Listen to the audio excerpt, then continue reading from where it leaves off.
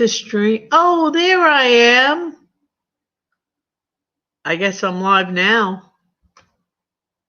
How you like my crazy earrings? There you go, pretty girl. Listen. I put them on to be funny. I always have to have a fun thing. And again, we're trying to get this light on. So, am I live or is it Memorex? Hold on. Is anybody in here? It's 2:11 a.m. on the East Coast of sunny Florida. It was 100 degrees today here in Florida. Yes, it was. Lee, hang up the phone. Oh, yes. That's a good idea. That was Pink Lady Luck helping me. Okay. I was trying to do StreamYard so I could have guests up. And, I mean, there's no fun when you're by yourself. You know, you gotta have, some people up here in a little controversy. Please excuse my look. I like to have a little fun thing on. I know these are a little silly, but they're fun. I love a fun thing. All right. Oh, my goodness. Judith Elizabeth popped in, the favorite name. Hello, beautiful ladies. Yes. Pink was trying to help me get this darn thing set up. And again, I'm back to my daughter. God bless her. She bought me a ring light to go right over the laptop. And this went on like, I don't know, after I was on for a while. Anyway, I'm here to what we call BS. We're here to BS. I'm here. If anyone has anything to say, if you have anything you want to talk about, although, I got plenty of things to talk about here. We have a library. I tell you. All right, I'm going to start with this. Now, there's a lot of historians. I love history, and I love historians. Please forgive my messed up hair. It's what you call get it up and out of your face. It's kind of trying, look all natural. Anyway, make a long story short, this book was written by Alison Weir, highly respected historian. I adore Alison Weir. I'm giving a shout out. This is one of her books, Anne Boleyn, Alison Weir. Okay? I love history, especially the Tudor era. And to find out that I'm part from Wales on my mom's side and part from England, I mean, I'm blown away. No wonder I've just been so crazy with all this here stuff. But the only thing that really bothers me is why does every historian believe Anne Boleyn was innocent, except some believe she wasn't regarding treason when she said, for it not for dead men choose, you would have me. Yes, that is treason. But as far as adultery, I don't know. I kind of wonder. Desperate times call for desperate measures. And I love Anne Boleyn. And the thing is, there's not even a letter other than her book of prayers where she has something written. And we're not really quite sure what the heck happened here. We're not really sure what she looked like because all her portraits, I think, were done way after she passed away. But Alison Weir, you are phenomenal. Wolf Hall, forget 5 stars, 10 stars. Really. If anyone hasn't watched Wolf Hall, you're missing out on something. And I think she just wrote something, The Light or something. I'm going to make sure I get it. Yeah, anyway. So anyway, I find Anne Boleyn exceptionally interesting. And I know I wanted to talk about Mrs. Astor. And then I got a lot of stuff here on Princess Diana. So we got Judith and we got Pink in here. So I just felt like going live tonight. I'm out of quarantine. Actually this week.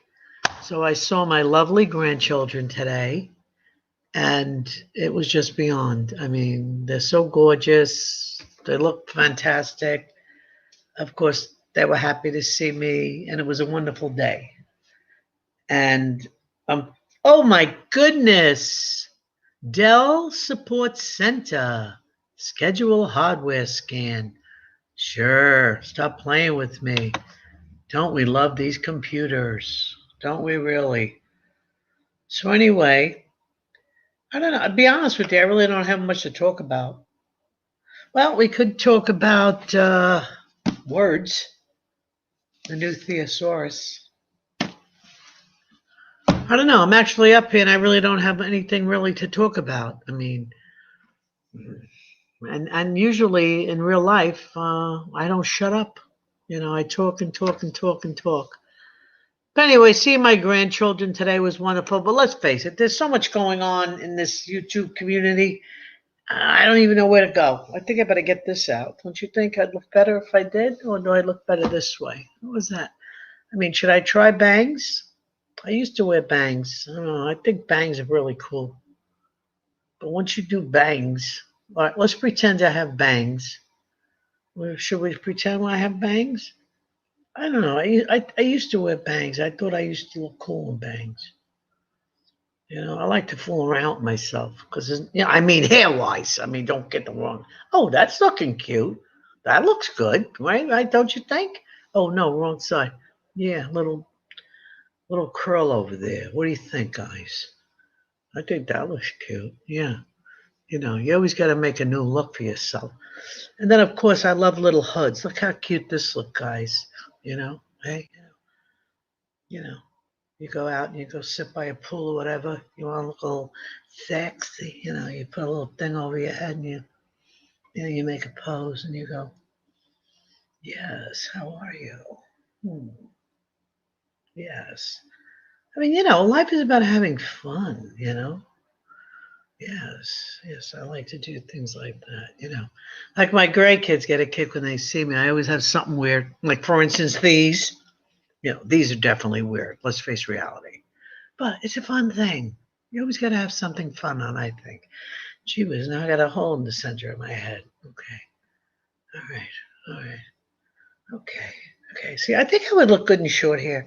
When I was really young, like 1964, I did that side thing where you just had one side like that and this side. Yeah, no, it looked pretty cool. I've had every hairdo going. But, you know, I'm looking at myself right now and I'm thinking, no, maybe I need to try bangs again. Yeah. But the bangs. Oh, oh, push it, push it, push it, push it, push it. Anyway, I'm having some fun here by myself. All right, look at these. Okay, these are green. Oh, I don't know. Okay, hey Lee, hey Pink, hi everyone. Bang Master, hi Tasha Victoria. Welcome, welcome, welcome, welcome. Deborah Barron. I have a feeling I know you personally for some reason. Anyway, it's wonderful to have all you wonderful ladies here. I just started this channel and I have a big 221 subs. That's a lot of people, really. I mean, if they all walked into my house right now, I don't think, well, there's plenty of water because it comes out of the faucet. So I think we'll be okay there. But, you know, I like to treat my guests. I like to take care of my guests. From New York. Hey, Deborah. Yeah, I'm from Brooklyn, New York. Yeah. Born Bedford-Stuyvesant, moved to Bay Ridge, and then we went to Bensonhurst. Yeah. Yeah, Dad kept moving us. You know, when they closed the Brooklyn Navy Yard, then he moved us to Bensonhurst. Yeah. Well, it's really nice. I mean, that, you know, people show up. Let's face it. I mean, this YouTube hits all over the world. So, you know, we could have the New Zealanders just getting up. Why am I seeing remove? I don't know. What? I don't know what I'm seeing there. Does anybody want to come up and chitty chat? Because I gave Pink the link. She knows how to type it in. I haven't learned how to drop a link. Anybody wants to come up and talk? Anybody wants to come up and talk? Link. Pink will drop the link. She typed it up. I don't know how to drop a link at this point. Call me silly. My uncle worked at the, oh my God, the Brooklyn Navy Yard. You're kidding me. Seriously, Deborah? Oh, your uncle worked at the Brooklyn Navy Yard. Yeah, I remember. I was on 58th Street between 3rd and 4th Avenue. in Bay Ridge, Brooklyn, and the Navy Yard was straight down a couple of blocks, and they would allow everybody to go once a year, and you'd see all these. I was a little girl, too young, but oh my God, do you remember when they closed that down and they built the Bell Parkway? You go back that far? Oh my God, Deborah. Okay, Pink said, I'm in the green room. Pink's in the green room. Okay, let's see. What do I hit? The pink, do I hit the room? Pink? I don't know. Add to stream. Okay. We're going to see if this works, okay? I'm new to this. Oh my God, I lost you. I lost you. I'm new to this. Have patience, people. Anybody can come up, whoever wants. As long as they have respect, they don't curse, Pink, get back in there. She was there, and then I hit the wrong thing. Look at this. I'm probably going to take this ponytail out before the night's out. Okay. Whatever. I like messing around. Maybe I look better with the hood on. Let me see. This pose is good. What do you think? What do you think, guys? No, get back up here. What do you mean it's okay? I saw you. I hit the wrong thing. It's not okay. Okay. Add to stream. Click. Hey, are you there? Yes. Can you hear me? Oh, she's here. What do you think of my hood? Good job. It only took us 45 minutes. Yes. We have Pink Lady Luck up here. And hi. Deborah, I'd love for you to come up and talk about the Brooklyn Navy Yard. Oh my gosh, that'd be mobby. If you like. I can't see chat, but hello, everybody. Well, I will re-chat to you, my darling. If you know how to drop the link again, it would be wonderful if Deborah Barron comes up. No, she was there. The last link I put in there, they just have to scroll up and click it. Okay, the link is there. Dora. Hi, Dora Kelbines says hi, Pink. Hi, Dory. And Pink said, you said I fell out. Well, no, I had Deborah, you can't come up, darling. All you have to do, if you don't want to show your face, you can put a piece of paper on the camera and just talk to them. You just have to click stop. You just have to click stop cam, and your avatar will show up. Or you could just put a piece of paper on the back of the camera. I think, all you got to do is go like this. And you're not there. It's just a white screen. Unless you're busy, darling. I understand. You've never been to the Navy Yard, but you know of it. You remember when it was there? When you were a little girl? You said your uncle worked there. I tell you, that was unbelievable, When they knocked it down and they built the Bell Parkway, no, it wasn't, because we're talking giant rats, like probably the size of this book. But of course, they sent people over to kill them. We never got any rats in our brownstone. I think we had one little mouse, and my sister made it a pet. And that wasn't really good. My mom and dad were not happy about it. And so my mom or my dad got a little mouse trap, and my sister really cried. Haley and Pink, glad I caught a live. Melanie D, yay, hey. Hi, Melanie D. The link is up. If you scroll up, anybody wants to come up and talk about your life, talk about where you were born, talk about hardships, talk about love, talk about marriage, talk love and marriage, and a baby carriage, talk about your kids, talk about grandkids, talk about whatever you want. Melanie D, I look beautiful. Well, I'll take it. Take it. I haven't seen my grandkids. Actually hold them. They've been to the front door a few times, maybe 3 times. And I did put on some COVID weight. Yes. And I had surgery on my eyes. I've been wearing glasses since I'm 5 years old, which I don't need anymore. Other than you're really close. So my son goes, Mom, you look weird. Your eyes. I go, what do you mean my eyes? Something wrong with your eyes. So I call my 3 grandchildren, 12, 10, 8. The young ones are the girls. I says, come here, kids, come here. Does grandma's eyes, do I look weird? Do I look bad? Your father's saying there's something wrong with my eyes. Tell the truth to Grandma. You look great, Grandma. You look great. So naturally, I get my grandson. I says, listen, I need the truth here. Grandma, you look great. So I said, did you hear what your kid said? I said, you just never saw me without glasses your whole life. He goes, that's true. I never really saw your eyes unless you were getting up to find your glasses and make coffee. What do you have, contacts? No, I had surgery. I had surgery. What I did was monovision. So this eye's for reading, this eye's for distance, but for really small, this is like a +1.5. I mean, I can read. He worked there before he met my aunt. Aw. All right. That's nice. I look beautiful. Thank you, Melanie. Yes, you do. Oh, What doing? YouTube was quiet tonight. Yeah, where's everybody? Who we cares? got trouble. There's no trouble. Fighting. No There's fighting. trouble. Right here in Rivers of DC City. Unless it's the calm before the storm. Nah, I mean, I've been going in and out, and I mean, I don't even know. I mean, it's just beyond crazy. I mean, and the thing is, there's new people that come in that they really. I'm on YouTube since 2012. That's a long time, but I haven't caught everything. I mean, I work and this and that, so I get a little here, a little there, a little here. And you got a lot of new people coming into the community that don't know the history of the big hitters. I'm not a big hitter. I've been a sub. And then I decided to do my own channel because sometimes I just want to rip the screen because you want to say something. And then sometimes you'll ask to get up on panel. Of course you get blocked because no one wants to hear what you have to say. Hey, All right, let's see. Anybody saying? South Africa. There was no fighting today. I just got up from a nap. Oh, Dory, no fighting today. I guess they're all exhausted from fighting.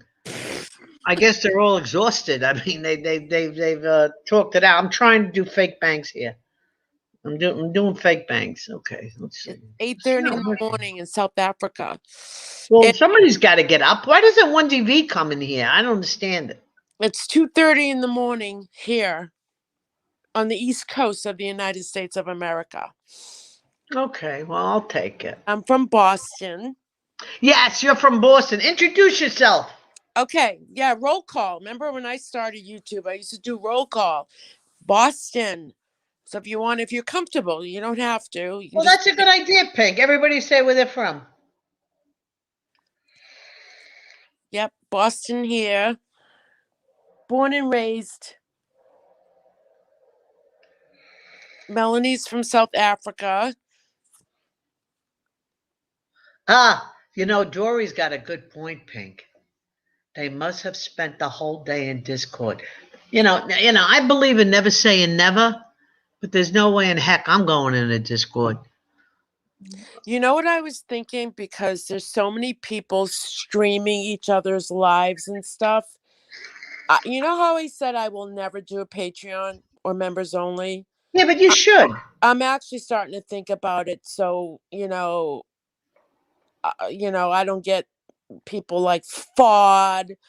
People that's just like, get out of my life, we should make a song. Am I a boy? Am I a girl? Am I a boy or a girl? Like certain people or a girl being a guy. I mean, listen, I got nothing against FOD. I don't. I mean, look, I have her blocked, okay? Yeah. But she uses her 72 other accounts. And it's like, you know what? I'm tired of going live and having to deal with trolls or whatever. And I'm actually thinking about maybe, just so we can all have our privacy is do a membership. And I could see a membership. I could see a membership. I'll do my parodies and membership onlys. Are you kidding? I'm not looking for views and money and stuff like that. Well, I am. I'm looking for views and money. I'm making an announcement. I care less about that. I'd rather, like, if I did a membership or something, I could. No, I want views. Fun. I want views and money. Okay, who the hell don't want views and money? I do. I just don't like the community has gone to shit, and I don't know. Maybe we need a break and do a members only and. That way we can have fun and I can do my parodies, and I don't know. I don't know. I don't wish I like knew being out there how in to public anymore. listen. Can you do it? Can you play your parody? Can I play my parody? Yeah, do you know how to do it? I don't. It's Oh, so good. Lee, you'd have to learn how to share screen and all that stuff. That'll be Oh, for another night. yeah, because I would love to play that now. That was awesome. That was awesome. I hope everyone's Pink. Can you drop your link? Can you type your link in? I'd have to get out. Oh, no, Right no, back don't in. get out. Don't get out. Just look up Pink Lady Luck. Yes, Pink Lady Luck. Lady Luck is one word. I was thinking about getting rid of the Lady Luck and just keeping Pink. Well, yeah, people call you Pink. They call me Pink. Yeah, they call you Pink. I think I'm going back to bangs. I should have brought a comb here. Bangs matter. I know bangs matter, and so all does bangs matter. and so Don't make does fun of fun people's things. bangs. They matter. I love my fan. Yes. Hashtag bangs matter. Bangs matter and fans. And call your mother. Call your mother and bangs matter. Okay, let me get some bangs. Okay. So who said their father? Oh, Deborah, your father is from Boston. Currently? Cape Town, South Africa, says I might Melanie know him. G. You never know, Deborah. It's a small world. And Judith Elizabeth, born and raised.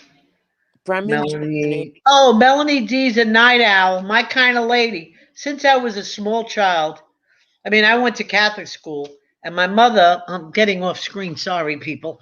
My mother I used to be laying down like a little statue. My mother used to put my uniform on when I was sleeping. I wouldn't get up till I could smell the breakfast, you know? Deborah, what part of Boston was he from? Like, was he in Boston, or there's so many cities around Boston? Dorchester, Jamaica Plain, Rosendale, West Roxbury, Hey, I'm trying to get bangs over here. Rosendale, Hyde Park. Boston's a cool place. A lot of smart, intelligent people come from Boston. Okay? Deborah says Let's see. Who's important from Boston? I am. Oh, we know you are. Who's important from Boston? And they know how to park. John F. Kennedy. The Kennedys. Oh my gosh. Rose Kennedy. Okay, I have a story to tell. I went to Our Lady of Perpetual Help, which was in Brooklyn, and I was in chorus. Oh, my cousin is a comedian there. Okay. Oh. I saw John F. Kennedy and Jackie O. They were sitting in their car. It had no top on it. And it was right in front of Our Lady of Perpetual Help, which is between 58th and 59th on Fifth Avenue in Brooklyn. It's still there. Actually, upstairs is closed. Then there's a huge cathedral on top. And when the cardinals and the bishops would come, because I was in the choir, actually. And believe me, JFK, I saw him like maybe 8 feet of a distance. And I was a young child. Oh, gosh. I think I was at the end of elementary school. This was, I think all I could tell you is he was so handsome. Yeah. I can't even describe it. He wasn't even half as handsome on TV. He was not photogenic. And in person, he was shockingly gorgeous, like a Troy Donahue kind of guy. I mean, his hair was blonde. Oh my God, he was so handsome. And Jackie O was sitting next to him, and she was very, very pretty. But he way outshined her in beauty and handsomeness. So I could see why the women were all over him. Do you remember how long after that he was assassinated? Well, I was still going to school at the time, so I don't know. I think this was in the early '60s. He was assassinated, what, 1961? I don't know. Look it up, someone. Google it. My half family is in Boston, Tasha. Really? Maybe I know him. There is John. I tell you what. when JFK Jr., when I saw that, I was sick for weeks. I was sick for weeks. Yeah, their plane crashed. And he was so handsome, and his wife His wife, was she was gorgeous. stunning, stunning, stunning. And the way I got the feeling with Princess Diana when she was on that ship, when she jumped off that diving board, I said, "Oh my God, what are you doing?" I just felt it was over for her. And when JFK started doing interviews with his magazine and saying he wasn't going to be doing this magazine much longer, and he had no intentions of getting in politics, we all know eventually he would have been pushed into politics and he would have won. And I said, "Oh my gosh, I wish he wasn't being public. He's so young." And I was worried about him. And then when that plane crashed, it's almost like an intuition. I'm not saying I just have like an intuition Mm-hmm. about things, and then when it happens, I go, "Oh my goodness." Do you have an intuition about Meghan Markle? Yes, I do.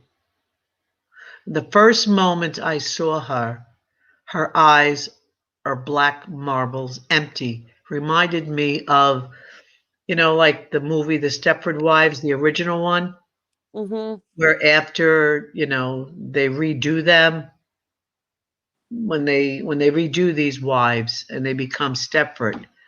"Would you like a cup of coffee? How are you?" "Yes, I'm fine." And they're looking over your head, you know. And the first time I saw her, Thanks, Judith. 1963, JFK was assassinated. right, so I saw him probably 59, 61, 62, somewhere there, between 9 and 12 years of age. I mean, someone have to look up. When did he go to Brooklyn? A Lady of Perpetual Help. I was there. I was practically standing in front of the car. He was astoundingly handsome, so striking. And then when I would see him on the black and white TV that we'd have to hit all the time, bing, bing, bing, it's like, I used to say, "Dad, when are we going to get a better, when it gets perfected?" Yes. Yeah. So for all you younger people, in the 60s, 70s, the remote control was actually a human being. It was the children. Get up and turn the channel. Yeah, you had to hit the TV, So Yeah, every there's a time, knob on it. You had to turn the channel. well, when I was a young girl, we still had the fruit truck going down the street.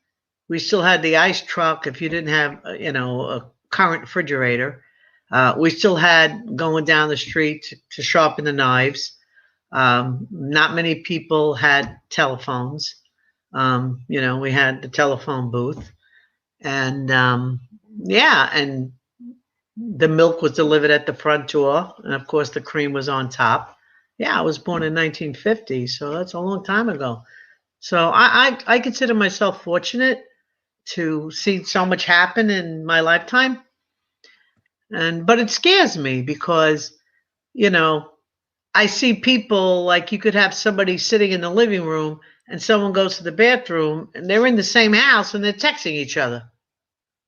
Yeah. You've got couples, you've got kids. Instead of communicating, they're texting each other in the house. Oh yeah, my daughter did it all the time when she lived with me. She'd text me from downstairs or from her bedroom. Well, there you go. There you go. Mom, like, can you open your mouth?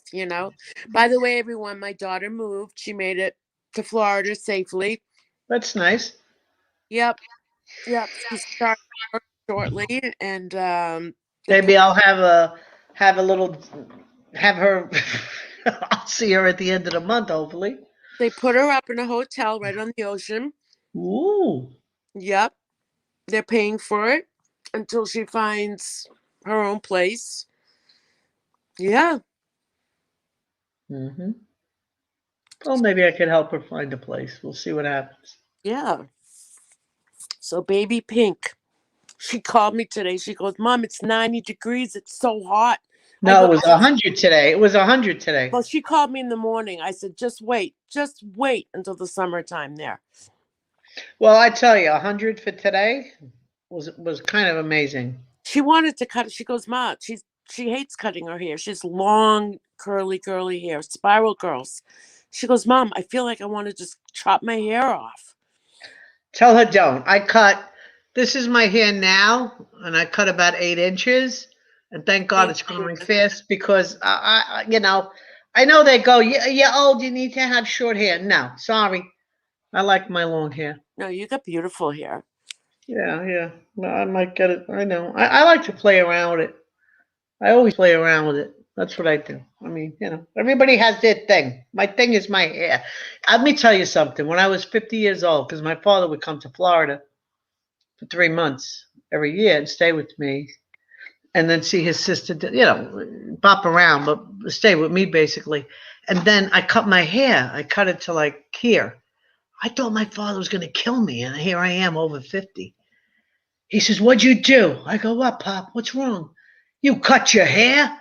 I says, "Pop, I'm over 50. I mean, long hairs. When you get old, you got. I don't give a shit. Your hair's your crown and glory. You hear me? Don't you ever cut your hair again like that." I said, okay, Pop, I'll stretch it. I never in my life thought my father was so upset. I mean, for the vacation, which is his vacation. But here's a cute thing. My son was like 13, 14, right? My father passed away, of course. But, my son's going to be 40 this month. And I told him, it's impossible. You are not being 40 next week because I'm only 50. No, I'm 71. But anyway, my son comes home and he couldn't even walk. He was like 13, 14. Oh, what happened? Pink fell off. And my father's walking in like, hey, ho. And my son was in football and everything else. He was a running back. And he says, "Grandpa almost killed me." What happened? Pink fell off. So maybe she'll grab the link and come back on. So, it's fun. It's fun. But, right now I got this stupid ponytail up here. I'm playing with my hair. So I don't know. I don't know anymore. I'm sick and tired because you don't know what to do. As a woman, you go, what do I do with myself? Do I go to the right? Do I go to the left? See, look, I know. Okay. People could say I'm obsessed. I'm not obsessed. I just want to look good. So, see, what happens is when you get, what happens is, height. You need height. You need height. You need height. See the difference? Yeah. I used to have my hair like that. Maybe I should get a bobby pin and put it right here. Maybe that'll work. And push this back. See, that looks good. See, now look what happens when I flop it. Bang! Got a hole in the top of my head. Yeah, whatever. Okay, let's see. What do we got? Pink, come back. I have too much hair. My hair was 2-3 times thicker than this. But I'm lucky I got what I got. Are you kidding me? I have cousins that go, "You still have hair? I can't believe it." Thank God your daughter had a safe trip, Pink. Yes, absolutely. Yes, it is hot, Deborah. Are you in Florida? Well, you don't have to say. All the best to baby Pink. Absolutely. I cut my hair off when I started as a beautician. Your dad got mad at you too, Judith? I thought my dad was going to kill me and I was over 50. I mean, he seriously was pissed beyond pissed. Yeah, my dad said my hair was my crowning glory. So, I'll take it. It's my crowning glory. But see, I like it to go, I don't know. I don't know anymore. I think I'm going back the other. What did I just do with that? I don't know. Whatever. Oh, look, I just got a bump on top. Oh, I got a little height. Happening. You got to have fun and fool around, right? The only thing is I don't fool around with dying. Lee, I'm coming up again. Please look in green room for me. All right, you got it.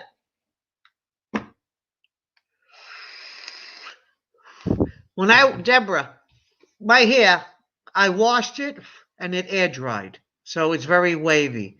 But when I was young, beautiful soft curls. But as I got older, I did nothing but wash this and air dry. So, I mean, if I put thickening stuff in and cream and mousse and the big rollers, I mean, I could go crazy. You know what I'm saying? Yeah. I like your hair. You are very beautifully. Thank you, Judith. Thank you. Thank you. My mother thanks you. My father thanks you, who passed away. My family. Thank you so much. I used to put my hair on an ironing board in the 60s. Yeah, because we didn't have any hair straighteners in those days. But doesn't this look cute? Look, this has a little hood. And I have, which I don't go out in this. This is house clothes. This is like little, how can I show? Little sweatpants. Very similar color. Can you see? Cute. Little sweatpants. This is like house clothes. Go out and get the mail kind of thing. I don't wear this out, but I think this hood is the bomb. I think this little hoodie is cute, guys. What do you think? Yeah, I used to iron my hair. Hoods are cute. Yeah.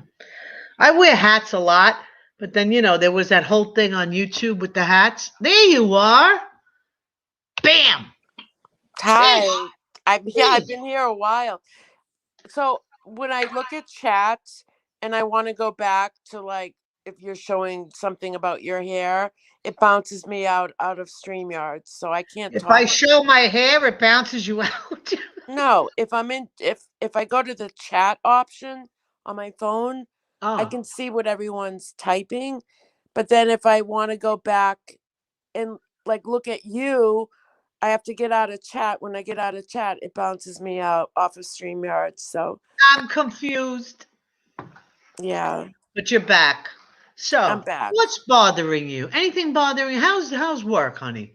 Work? Yeah. Work is work. I don't talk about it. It's COVID. It's work. It's stressful. It's, So what'd I go you eat back. today? I know sometimes you work so many hours you don't even get a chance to eat. I did not work today. Okay. I work tomorrow, Friday, Saturday, double. Yeah. Wow, No, I what don't- did I eat today? I had a little bit of pasta. And right now I'm eating a little bit of cheese with blueberries. Ooh, that sounds good. Tuscano cheese and blueberries. Yeah. What did you eat today?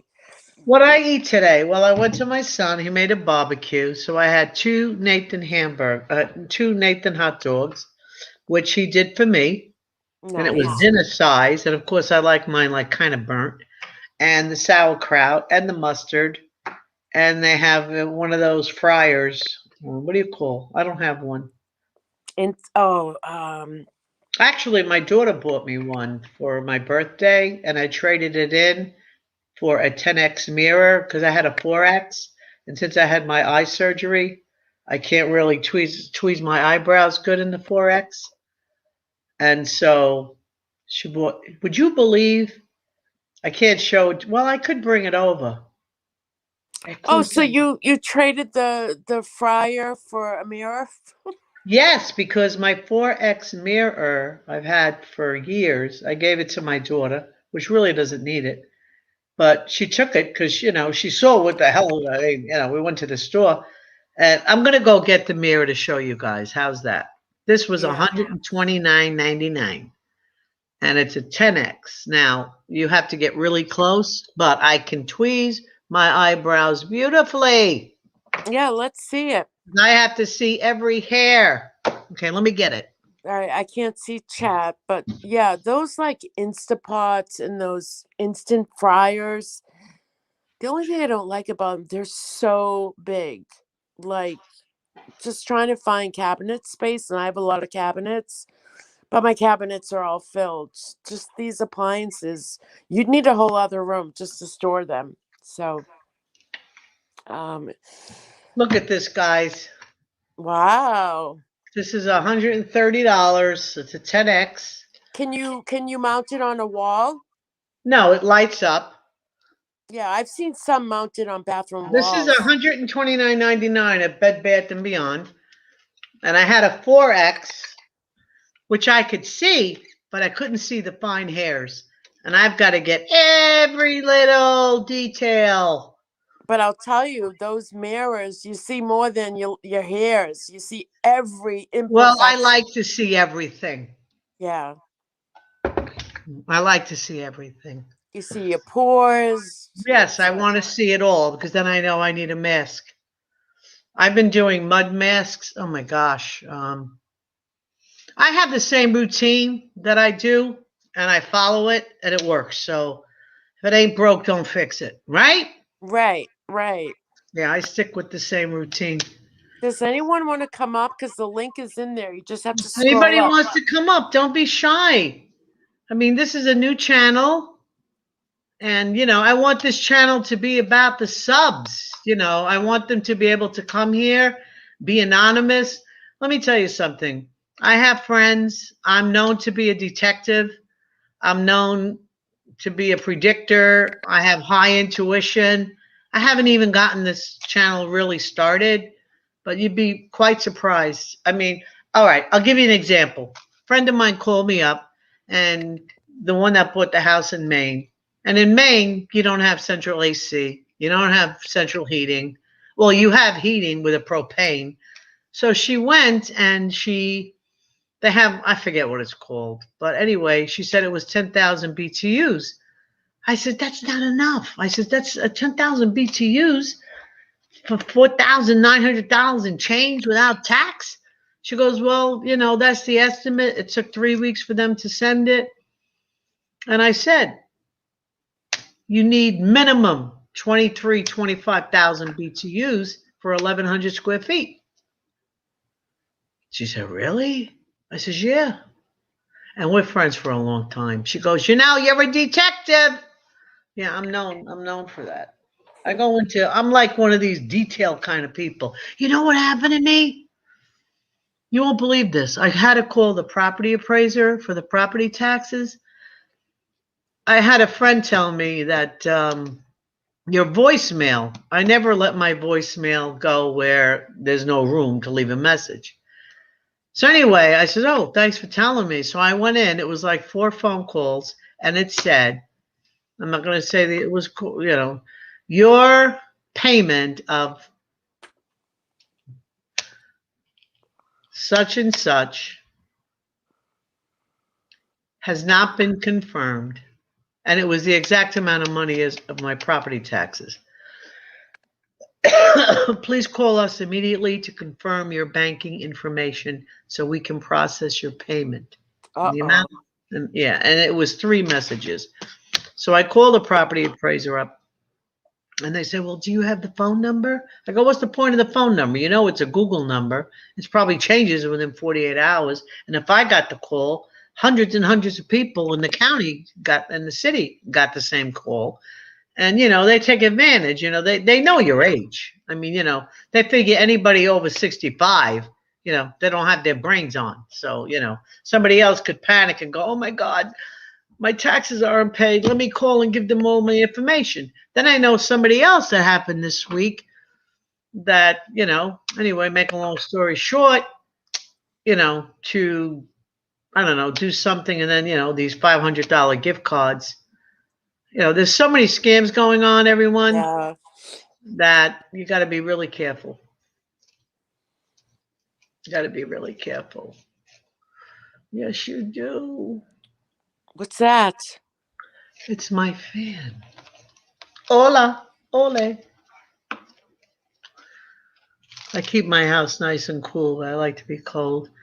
I would love to eat blueberries. Yum. Yeah. I'm eating them now. Want some? That's Judith, Deborah. I used to iron my hair. People who know me very well know on YouTube know I like together. I like the sharp cheese and the sweet blueberries together. I like. Oh, my light went on. It's crazy. It goes on, then it don't go on. It was pretty cool. So yes, we're looking forward to your channel growing. It's gonna grow. There won't be any fighting. It won't be anything. Well, I shouldn't speak for you. I'm not your channel, but no, I'm just saying. To be honest, a little drama. I hate saying to be honest with you because in my mind I'm always honest. It's just a saying. To be honest with you, no, I feel I'm. Oh, Mary, take a link and come up. Ha ha. Which Mary is it? The one with the stars. Mary Star, A Star. I'd love to hear your voice. Come on up. From Ireland? I don't know, darling. It's Mary. I see Mary around and hey Pink and Lee RD, teach me how to wear make teach you how to wear makeup. I've done what they say ungats over here. I haven't done much. Which Mary is it? I know. But I'll three teach you how to Marys. do makeup if you want. I will. I can't see chat. It just says Mary Trails, Mary, New York, Mary, Brooklyn. Mary, take a link. Come on up. Mary, I love trials. Oh, I love trials. Trails. Mary, Trails. take a link. Mary, take a link, okay? I just started my channel. I need all the help I can get. And I've seen you around and you're a nice lady. Another New Yorker. Let's go. I think Deborah said she couldn't come up, so she must have been busy. Listen, if you don't want your picture, you don't have to cam up. All you got to do is put a piece of paper on your camera. No, all you have to do is hit stop cam. Or hit stop cam. Come on, Mary, come up. The more the merrier. Come on. Join it. Let's get it started. Judith, come on up. Come on, please. Pretty please, Mary. Pretty please. What am I going to do? Am I going to fake cry? I will fake cries on you too. Oh my God. No, I'm sorry. I'm not getting wrinkles for the effing body. No, I will be heading to bed. Just got out of the bath. I will next time, I promise. Well, what's wrong with coming up and hiding the screen? I mean, coming out of the bath, you must be wide awake. I know. That's why I take my baths and showers early. Otherwise, I'm wide awake if I do that. The fact that you just took a bath, just put your robe on and stop the cam and come on up. You should be wide awake if you just took a bath. Tubs are relaxing. They would make you sleepy. Yeah, well, I don't know. It was a shower bath, sharp cheese, and blueberries. I'm calling the police. Ooh! Call the police. You want to hear a cute dad? I'm not going to tell that story. I got so many stories to tell. If I start telling these stories on my own, it's going to be trouble. Every time I have something I think I want to say, I tell you, Lee, shut up. Anyway, Mary's in New York, huh? Yeah. Oh, you took a warm bath. So what does that mean? You go right to night-night? You can't take a link and come up, Mary?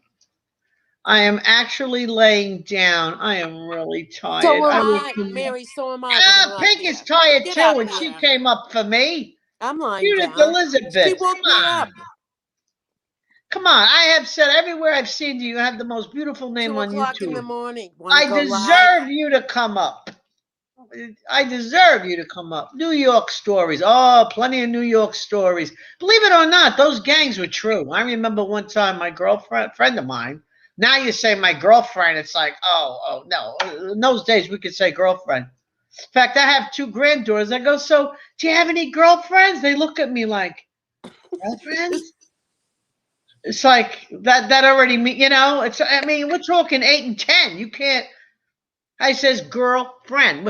I says, okay, things have changed, I mean, so that's changed. If you're 6, 7, 8, 9, 10 years old and you're a girl, you can't have a girlfriend because that means, they already know. I mean. So what do they call their friends who are girls? Friends. My friend. And then I have to say, is it a boy? Is it a girl? So, I mean, let me tell you, this world is going to hell in a breadbasket. I remember one time I was walking on, believe it or not, I lived not far from 33rd and 3rd. That's reality. Brooklyn, 33rd and 3rd. I used to walk from 58th Street. I lived between 3rd and 4th Avenue. I used to walk my girlfriend that we were in high school with. She lived on 24th between 3rd and 4th. So I walked that. And I saw and it was, and I remember I was coming home late. And, we didn't know what that was in those days. And it was a guy with very tight pants, dressed like a girl. And all this cotton was popping out of his pants. His shirt was ripped and he was crying. And he was like by the light post, the stop sign or what the hell ever on 3rd Avenue. And he was crying. But it was a guy, but that's what we call right now a transvestite or a transgender, whatever. All right, sue me, people, whatever. But anyway, I said to him, "Are you okay?" He said, "I just got attacked," and he had all this cotton coming out of his pants because he was making a make believe buttocks and a make believe bra. So that all that cotton was out. We're talking early '60s here. Yeah. And I helped fix him up. Oh, that I was said, "Are nice. you okay? What's going on?" They were making fun of me. They attacked me. I mean, his makeup was dripping. He had bruises. He was bleeding, and Oh my God. Yeah. I says, "Come with me," and I'm helping him. I says, "Fix yourself up." I didn't know what that was in those days, but I knew it was a human being. And I knew it was someone hurting. And I knew it was someone that was a guy. And we got somebody here. Did we get somebody here? How do I get this person up? Somebody came in, pink, add to screen. Who is Let's see it? who this is. I don't know. It says Dory. Oh, it's Dory. Dory, Hey, we'll see. We'll see. Hello. Hi, Dory. What's Thanks up? for coming up. Okay, Dory's up. Thank you, Dory. Thank you, Dory, for coming up on my new channel, Third Stream. Thank you, Dory. Thank you, Dory. I was trying What do you to have to say about the community? You may say whatever you like, my dear. Oh goodness, they just none of them can stop. Except today. Just the language. We have to watch. No, I don't have bad language. Don't worry. You could put a F up. You could put a No, what's up? They're just. Listen, you could say whatever the hell you want here. You could talk about whatever the hell you want. Into one Discord. What? Start over. Oh, you gotta talk louder, Dory. I said I was trying hard to get up here because I had to go on my phone because I have a kitten crisis. So my computer's in the room where the kittens are. So I had to come out here on my phone. Anyway, I think everyone's they all piled into Discords and started talking all day long about the last couple of weeks. And they're saying we have to come up with something new. And I'm new. Leardie. Here's something new. There's somebody new. Yeah. Here's somebody new. Let them say in Discord. I don't care. It was quiet. Yeah, well, that's where they must be because nobody was fighting today. I was so bored. I took a nap. Thank God. I can be honest with you. I didn't see anybody live. No, there wasn't. That's why I said I might as well get live. I did see EG. She was live. I don't know, but every now and then I see that she's live, and I really try and comprehend what she's trying to say. And so I very respectfully said, I popped in and out of your chat. I don't quite understand what the discussion is. Enlighten me. All due respect to you and your subs, Lee. EG. And she appreciated it. No, I like to give new channels a chance. She's very young. She's coming from a different place. I think it takes a little longer for me because I'm the kind of person I tell her like it is. I'm really quick. I don't, you know what I'm saying? Mm-hmm. But no, I mean, she's a young lady. She's on for 2 years. She has talked a lot about the only thing I've heard was she talks about she's mentioned, I don't want to say who she's talking about, but is she crime, drama, like what is she? EG, look her up. All I'm saying is I'm giving her a chance. You got to give people a chance. Yeah. Yes. And, with all due respect, and I told her, I bop in and out of your channel. I don't quite understand what's happening. I'm here to be enlightened with all due respect to you and your sub. So, I'll listen for 10, 15 minutes and I'm not quite getting it. So maybe she's younger. You have to understand that's a different generation. I'm 71 years old. Yeah. Okay. Yeah. Hey, it's my birthday on Sunday. As long as it's not. Oh, how old? Gossip 65. All right. 65 is a lovely age. Yeah, isn't it? I think almost old enough to start dating again. I'll be 65 again any day. Right. Listen, age is a number. So, do you want to hear about my kitten crisis? Yes, I love cats. I love kittens. Yes, please. Okay, so I have this feral cat, And if you go on my channel, you can see the birth and everything of these kittens that she had, because we took her in, put her in the bathroom, and let her have her kittens. And then I had to take them all outside in a box and put them on my patio, which is well protected. But she decided 4 days ago to move all the kittens.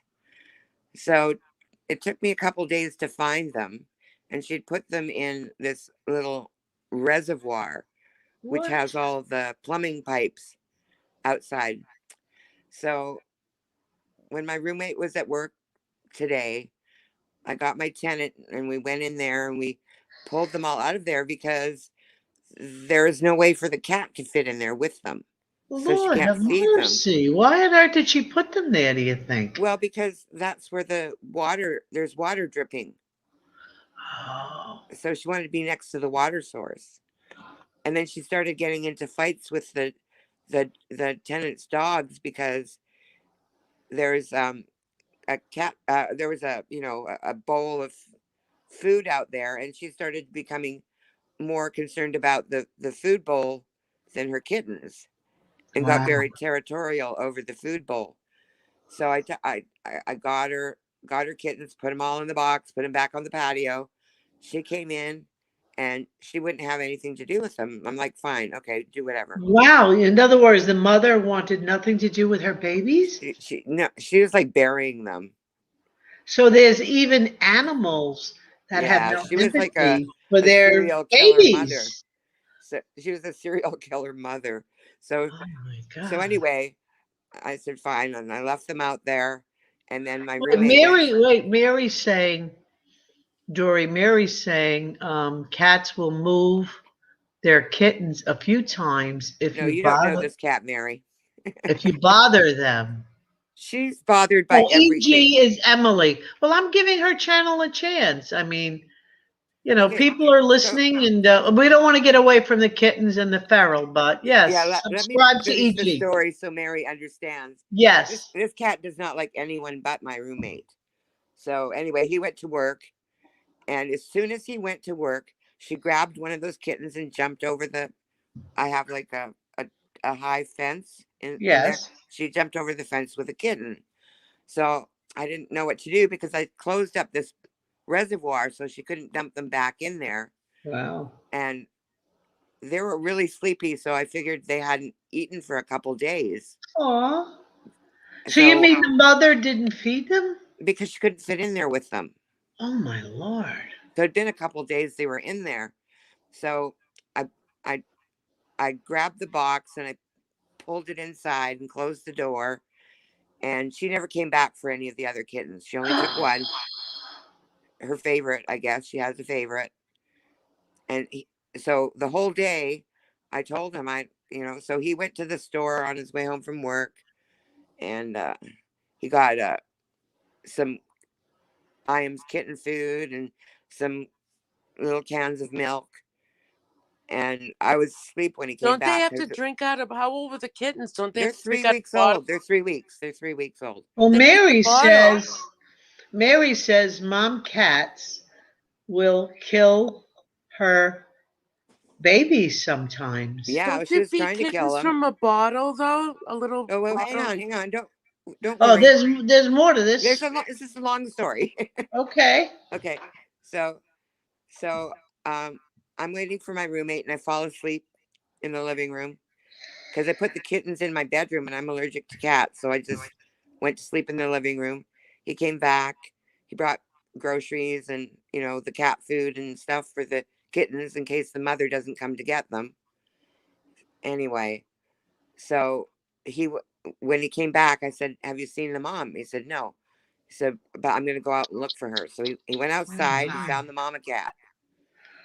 So we put her in my bedroom with kittens, and she went in. She's in the box there feeding them now. Oh. But I can't. They were just sitting there. They could barely meow. They were so Oh, weak. Oh my gosh. So they're in there being fed by their mom, and she's locked in there so she can't leave them. Good job. And then when we figure she's done, we'll let her out, and he's going to try and find where she put the other kitten. Oh, the kitten she took. This Yeah, is gonna there's be one a kitten sad still story. missing. So that's why I had to go on my phone because my computer's in the bedroom. Oh my Lord. So I'm like, oh my gosh. Well, I had a cat for 16 years. That was my third cat. My daughter has two cats, Callie and Allie. My son has two cats, Rigo and Rocco, something like that. And so, we are cat people. We love little doggies, don't get me wrong, but we wound up being cat people. Well, we So just where's we this other cat? well, Baby. he's out there cooking a tri-tip on the barbecue, What? and he's cooking dinner at No, they're not 11:30 cooking the at Jackie, night. where's cat. the other cat? No, it's not on the grill, that's for sure. Oh my God. All right.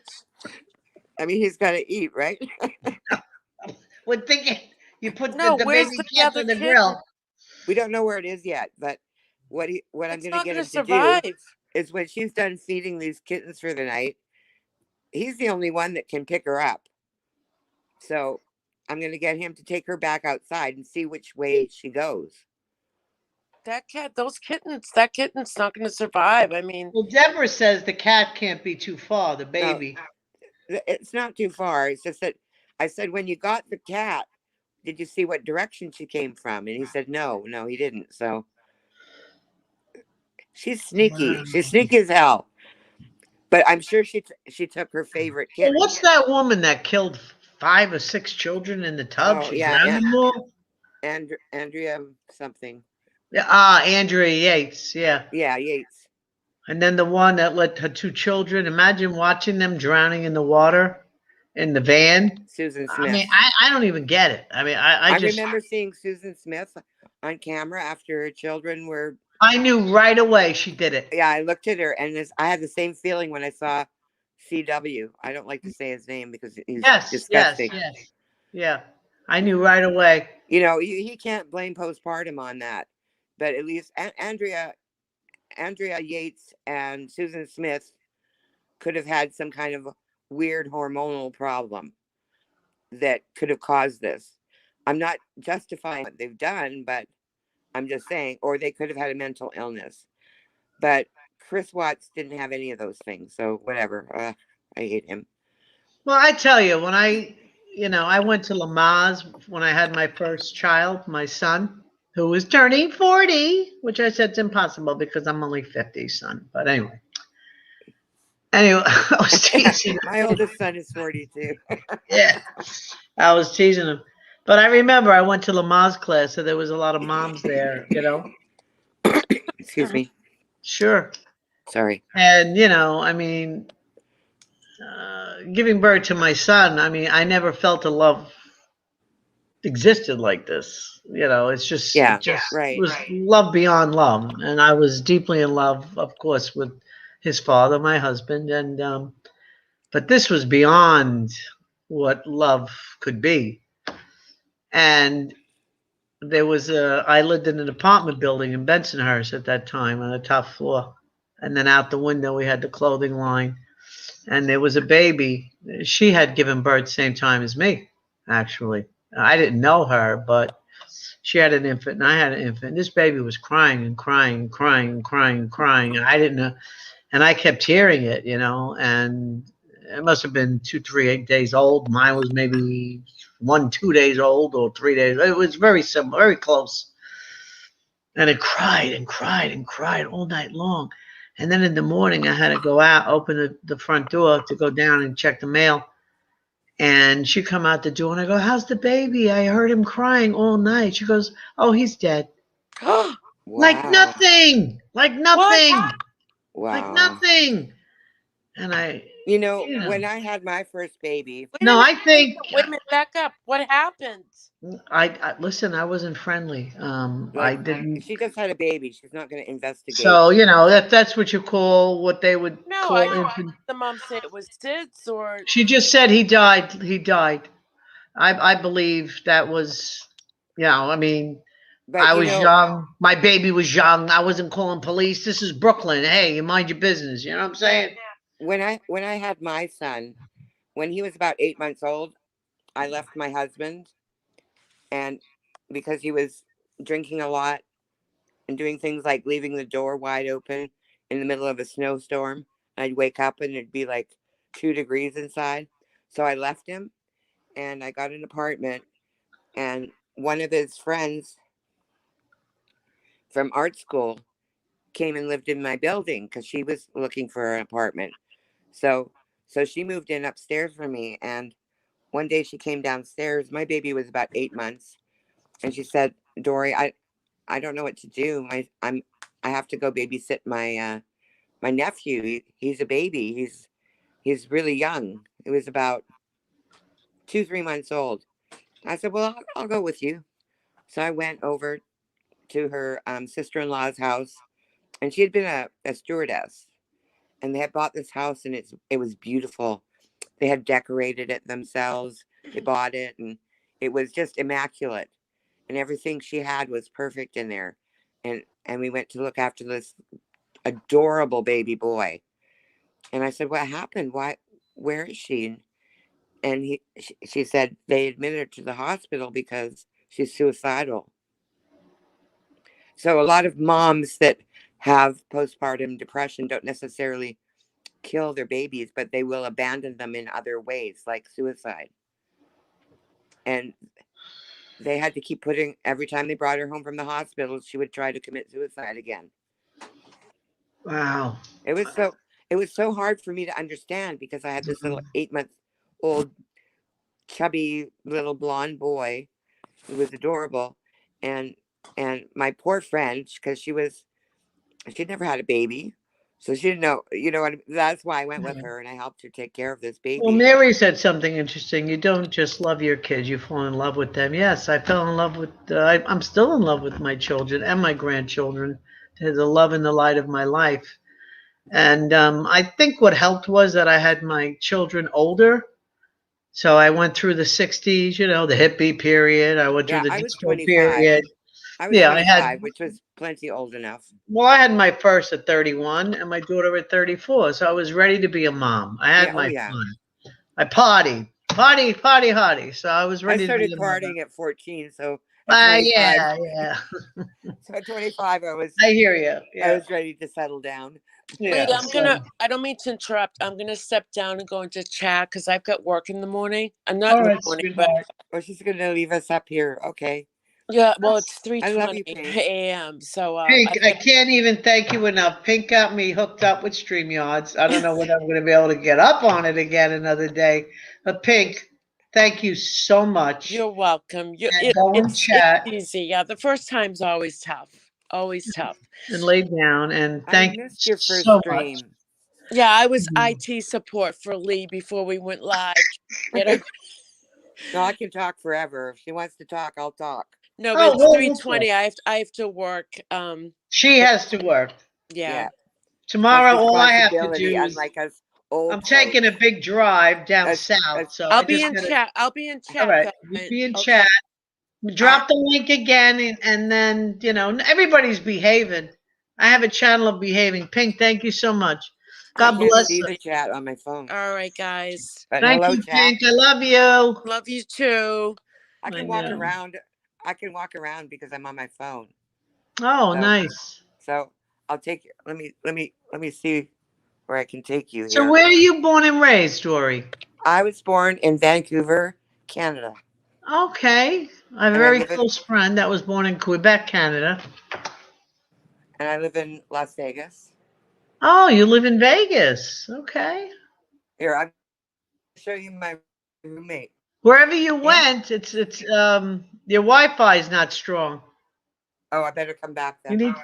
You better go back near your Wi-Fi box. Better.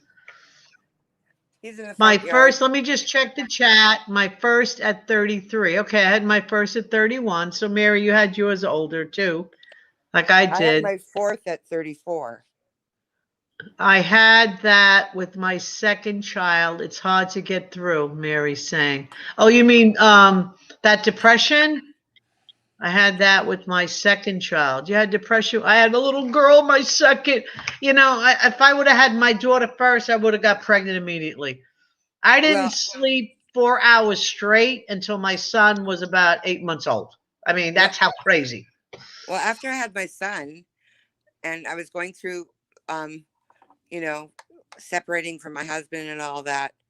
I volunteered at a postpartum hotline to help mothers that were going through what my friend's sister-in-law went through. So I would have to handle calls from women that had new babies that didn't know what to do, couldn't handle. Can I interject? May I? Sure. I believe that I could be wrong. I'm not a therapist. I'm not a psychologist, but I think a lot of women that go through this, they're younger and probably perhaps weren't ready to be a mother. Well, that's the thing that was interesting about this sister-in-law, that we went to look after her little baby. She was in her 30s. Oh. Yes, and she was well established in her career. Well, that was the problem then. Yes. Because I have to tell you, I had a I was like one of those people that was ready, almost hit the glass ceiling. And then I decided, to get married, have a baby. It took me about 3 years to get out, because I worked in Manhattan for 18 years. It took me about 3 years to get Manhattan out of my system, and working in New York. So I gave up a lot to be a mother. Look, I got bedhead. Well, what do the kids know? You got bedhead? Okay. I just had a nap, so that's okay. I got hair at least. Thank God for that. But anyway, and hopefully it's getting long again, because I'm not right without my long hair. I'll try again. Oh, Pink. First of all, I want to thank Pink Lady Luck for helping me get StreamYards up so I can have people come up and chat. You're welcome to come up here, tell your story if there's something bothering you and you want to get it off your chest. You're in a safe place. Yeah, I mean, I've been through a lot in my lifetime. I don't know if you remember this, but 2 of my sons died. Oh my Lord! My third child, who was a boy, he died from sudden infant death at 12 weeks. Oh my Lord! And my youngest son died last year, almost a year ago. How old was he? He was 31, and he just would have. He had schizoaffective disorder, and he died of a accidental overdose. So I have had a lot of experience with tragedy. Honey, let me tell you something. Losing a child has to be the worst thing in the world. And my heart goes out to you. It was very hard, both for very different reasons. Both, like, first of all, my son, as when you lose a child that's a baby, it's pretty deep. Oh, yeah. And one of the reasons is because... Well, I did have a miscarriage, and that was between my son and daughter. Until this day, I don't forget it. I was by myself, and I was in a very early pregnancy, maybe 2 months at best. And, I mean, I know it was just a little... maybe that big, but you could actually... It doesn't matter if you're pregnant. No, it's still a baby. It's still a baby. I still think about it and cry. I mean, so, and I just want to, I don't want to, please don't lose your thought, Dory. It's no I just want to read some of the chat, darling, but don't lose your thought, dear. All right. Mary said, I could not imagine losing a child. I couldn't either, darling. Pink, thank you for still being here. And Deborah said, sorry to hear that to you, Dory. And Judith said, I am very sorry to hear this, Dory. And I am too. I mean, my hair's standing up. I couldn't even imagine losing one of my children. I can't even, all my grandchildren, I can't. So how are you surviving? How long ago was this story? Okay, with my son that recently passed, it was last August. Oh my Lord. He died the day before, I'm going to say the day of Robin Williams' anniversary of his suicide. Wow. So a year, 1 year exactly after Robin Williams How are died. you coping with this? It's been interesting. Like sometimes sometimes I want to go. I'm trying to start up a little channel myself because I'm home a lot, actually most of the time now since of COVID, Yes. and I find there's days that I just couldn't go online. I mean, I couldn't go live on a panel I'm so sorry, because darling. you do. I mean, you have there's a certain amount of uncontrollable sorrow that you experience even years after. Like it's getting easier now because I had to go through all of the fact that he had a mental illness and the turmoil that his life was for that 10 years before he died. I had experienced a lot of PTSD until he moved back to Vancouver. And then for a year, we had contact. And then he pretty much ghosted the whole family for 2 years before he died. So while we're waiting for news, which didn't end up being good news, he had been alive, living his life. But we had a missing child for 2 years. So I'm I sorry, can darling. I can relate to the women that I'm not going to say it was a relief, that when they did find him, it was because he was in the street and he had died accidentally. It wasn't a relief, but I like for me, like if you have a missing child, that's that's another thing I can't even explain to people how that feels, you know. Well, you have people that they have a child missing. It's 10, 15, 20 years later. They want that body to put to rest. Yeah. And Oh you yeah, feel that because even though your son passed away, you were able to know where he was, how he exactly passed away, and you now were I can able, go through my grieving process. right. Um, so yeah, I can't imagine what it would be like to go 20 years I couldn't. waiting for an answer. And that brings me to the Natalie Holloway. Yeah, Like I still think of that child. I believe that she was kidnapped off the island and put into, what do you call it when they kidnap and put into slavery or whatever you call it? Um, well, didn't that guy confess? I no, he never confessed to Natalie. No, but I mean, they searched that island high and low, and I for some reason I believe she was taken into, what do they call that guy? Slavery?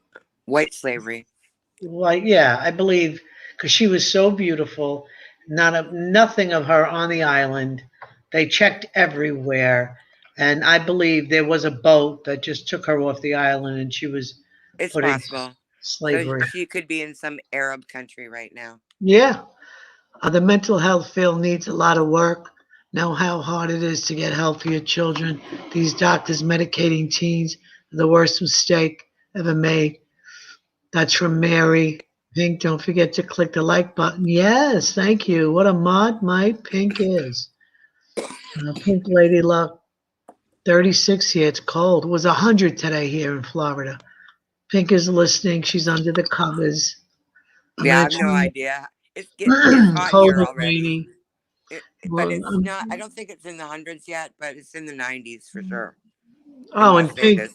Pink, drop my StreamYards one more time before you fall asleep. Mary Leo D, you look so much like my Sicilian grandma. She was so beautiful. I have to scan a pic of her. Yeah, you need to do that. Ambare is Napolitan. So, Sicilian's like the island. But that's Sicily. cool. I'll be very happy to look like your Sicilian aunt or grandma, would you say?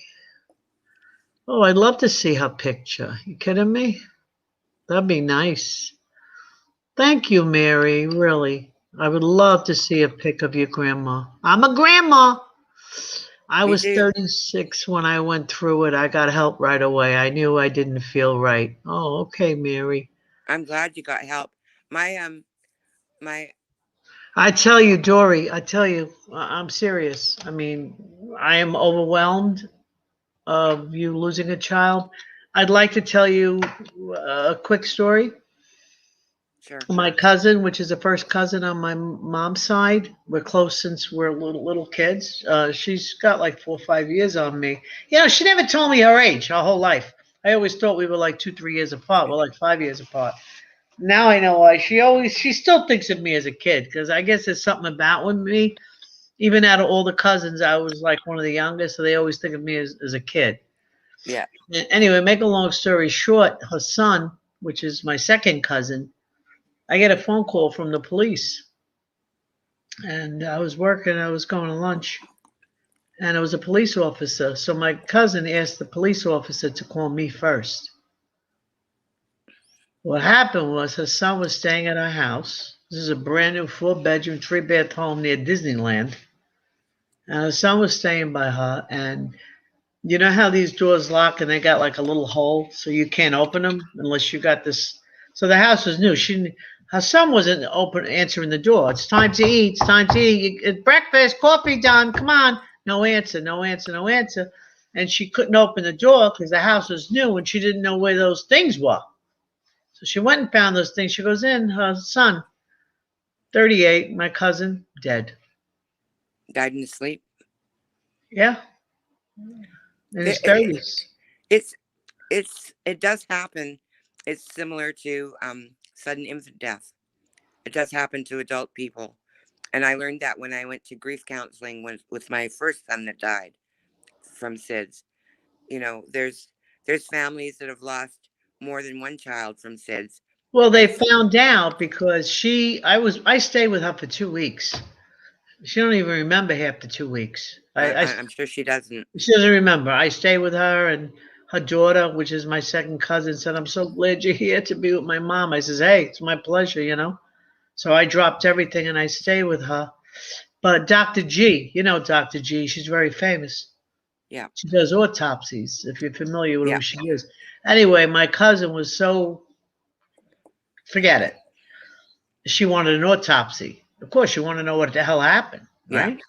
So, you know, I was there through everything. And she wouldn't take any phone calls. She had me answering every phone. She had her brothers, doesn't matter, cousins, whatever. She couldn't talk to anybody.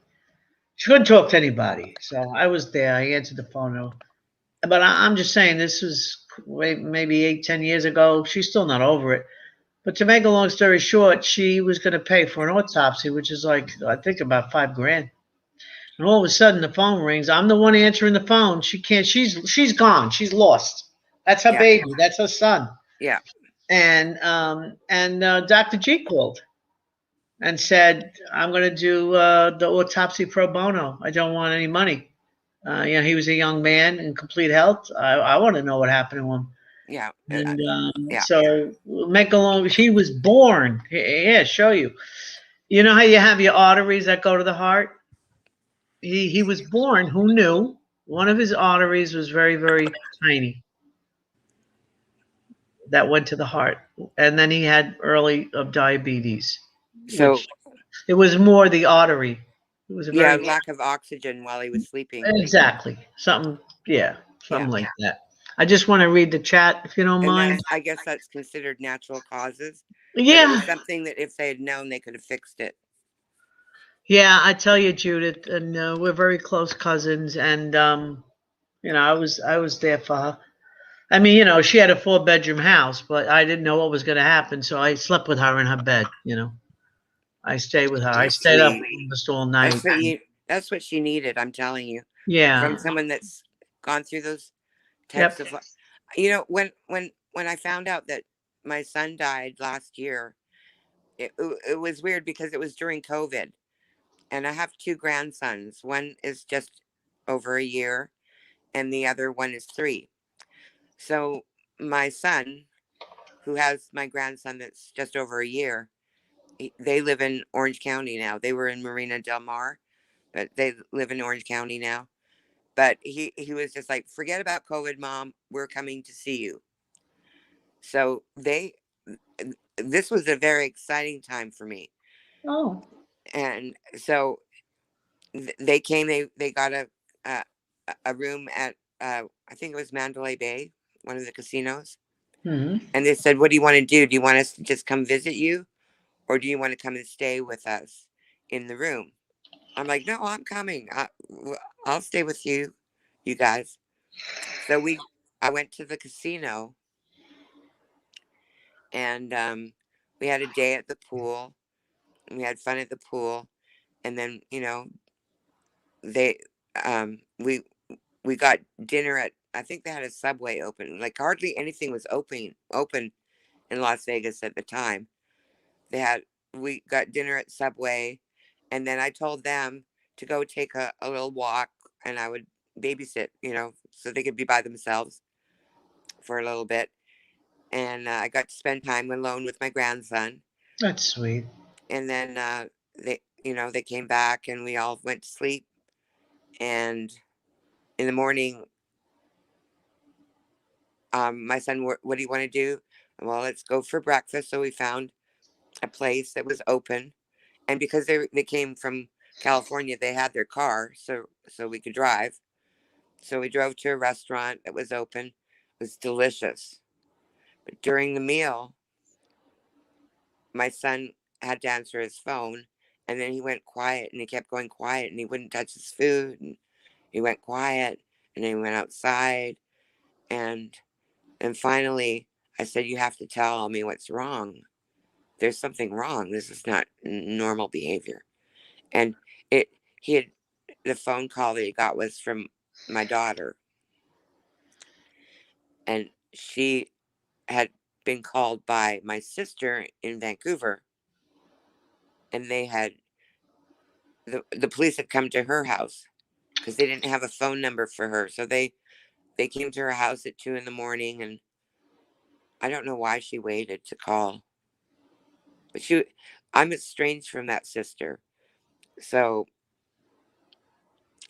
it was a weird situation for her and but I was a little upset that she didn't just phone right away as soon as she found out. Like, I can't imagine.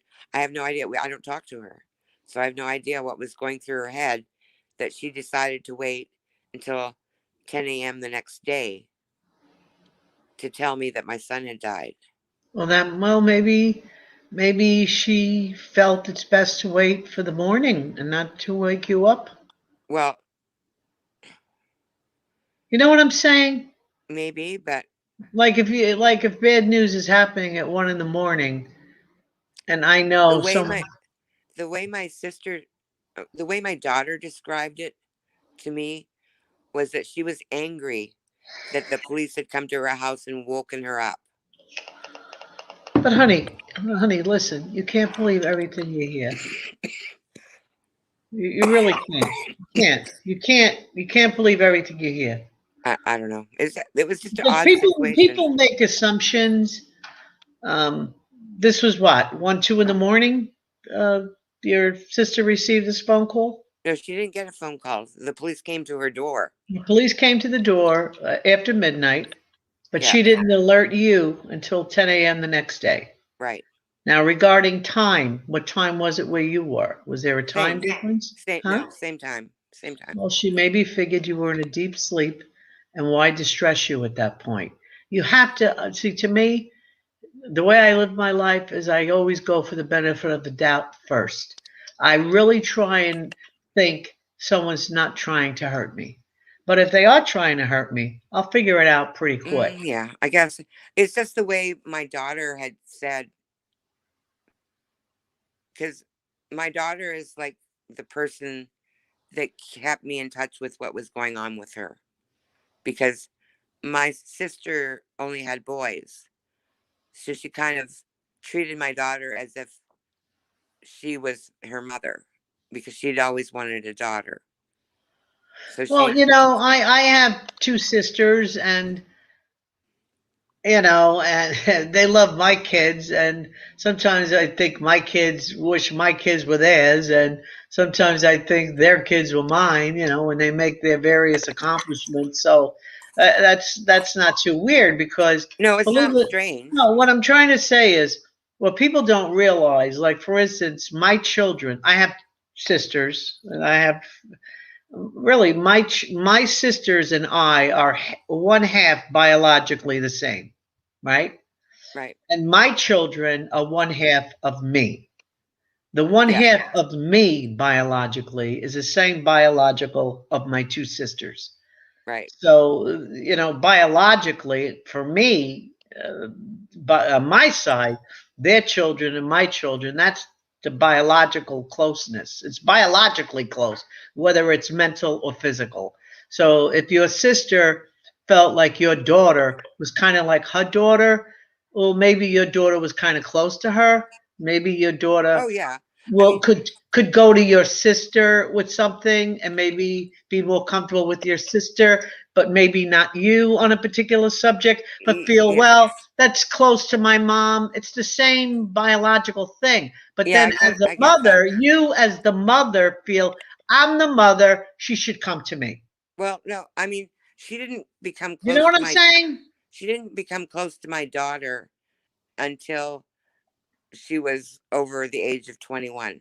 I get it. I get it. I And get it. I'm just saying that my daughter very much like me as a diplomat. We're very diplomatic, and she would never do anything or say anything to my sister to offend her. And that's how I am with my sister. But my sister is someone who has made, I mean, she made bad choices. Um, she had a good marriage.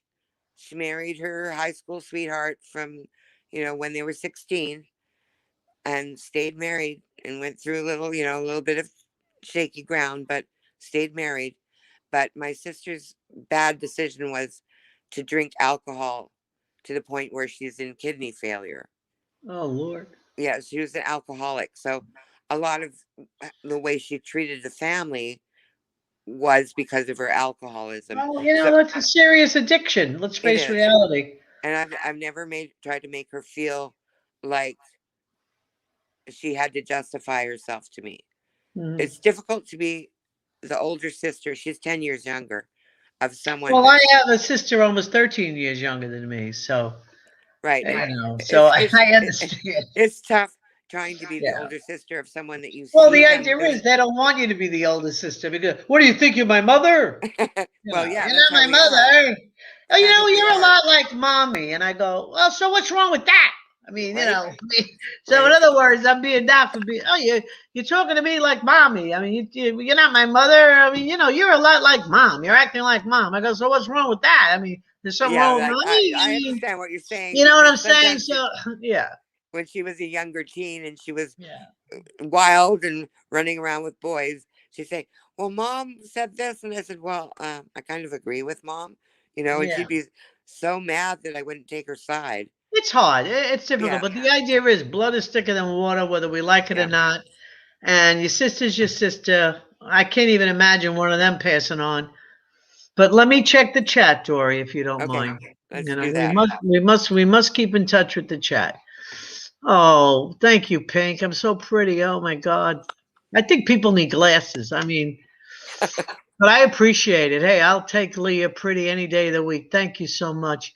Aunts have a special bond with your kids. My kids adore my sisters. Mine do too, Mary. My kids adore their sister. My sisters. Pink Lady Luck, Mary. Imagine if you and I ever get together and smoke a J. We would laugh at each other. I'm Enough so said. allergic to pot.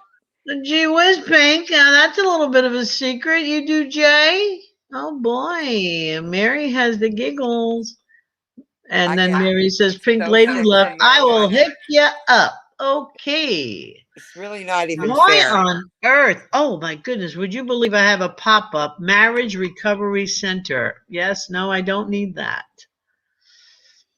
But Dory, I empathize and sympathize. The one thing I have to say is, have you considered grief counseling? Have you gone to therapy? Well, it was during COVID, so no. And I My heart really didn't. breaks. I really didn't need grief counseling so much as I needed therapy for my PTSD and for the fact that he had been Well, missing. it's none of my business, and you don't have to discuss it if you don't want to. But what created PTSD? You don't have to discuss it. Well, as I said, my son had schizoaffective disorder, and he off and on he would almost beat me to death Oh every my, now and again when he would go into psychosis. oh my gosh. So yeah, so it was a You've struggle. been through hell in a breadbasket, haven't you? It's been a struggle, but Do you I have still love them friends? all. Do you have Hmm? friends? Do you have people you bond with? Well, I have my roommate. You know, he's the same age as my son, and So he kind of keeps you company? yeah, I mean, if I need something, he go gets it for me. I treat him like he's my son. Do you see a physician? No, I'm actually going I to mean, have you apply had for. blood work done, your urine checked?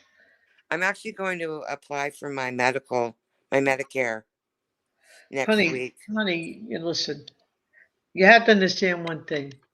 We only have one life. It's very, very short. And you've been through hell in a breadbasket. But everyone has been put on this earth for a reason. Yeah, no, I And know. you still have a life to live. I know I do. I'm And not going to die young. you need to take care of yourself. How I, old are you? I don't hide my age. I'm 71. 65. Oh, right. You mentioned that earlier. I need to Yeah. start taking notes. But no, I really should start taking notes on the people that come in. Put it in your Um, memory meter. yeah, I mean, yes, you're 65. I mean, 65 is still young. I mean, people. I know my grandparents. Okay, when I was born, my mother was 25, Mhm. and there were 5 generations of women still alive in her family. So that's a lot of that. My great grandmother died at 103. I have an aunt that died at 112. Yeah, so there's longevity in my family. So I don't think of myself as an old person. And I That's the tell truth. you, what was your son's name so I can Dell. hope maybe he will come to you in the spirit world? Has he come to you in dreams or anything? Oh, all the time. He came to me in my dream.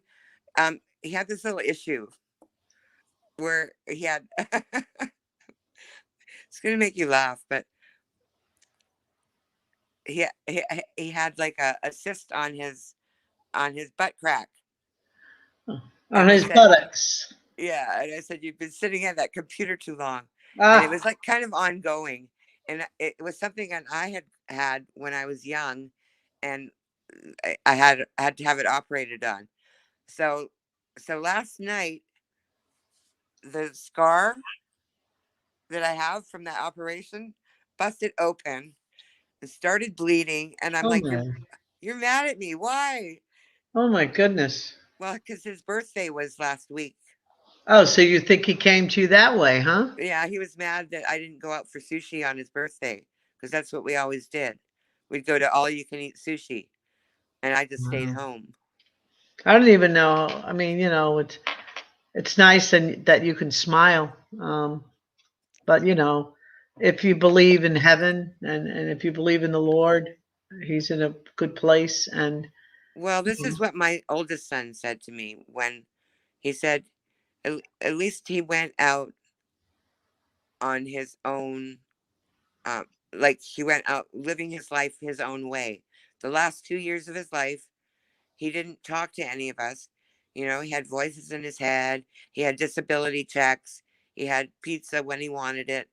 And I cried a lot because I felt like for a long time, he wanted to commit suicide, wow, but was not able to do that with me around Lord.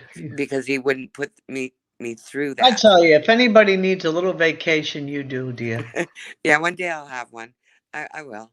You have to take a little ride and just, maybe just sit on the beach and read a good book.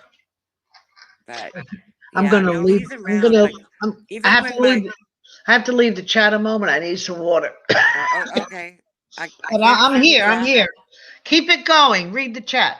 I'm gonna try and read. Can I read you? I Read the don't chat. see. I have to get some water. Okay. Oh, Mary, you're so sweet. No, Pink, I need some girlfriends. That's what I'm really missing right now. Like, because all of the girls that my roommate knows would I would not be friends with him. He likes crazy women, so a lot of his girlfriend a lot of his girlfriends are a little hard to for me to relate to. Yeah. So,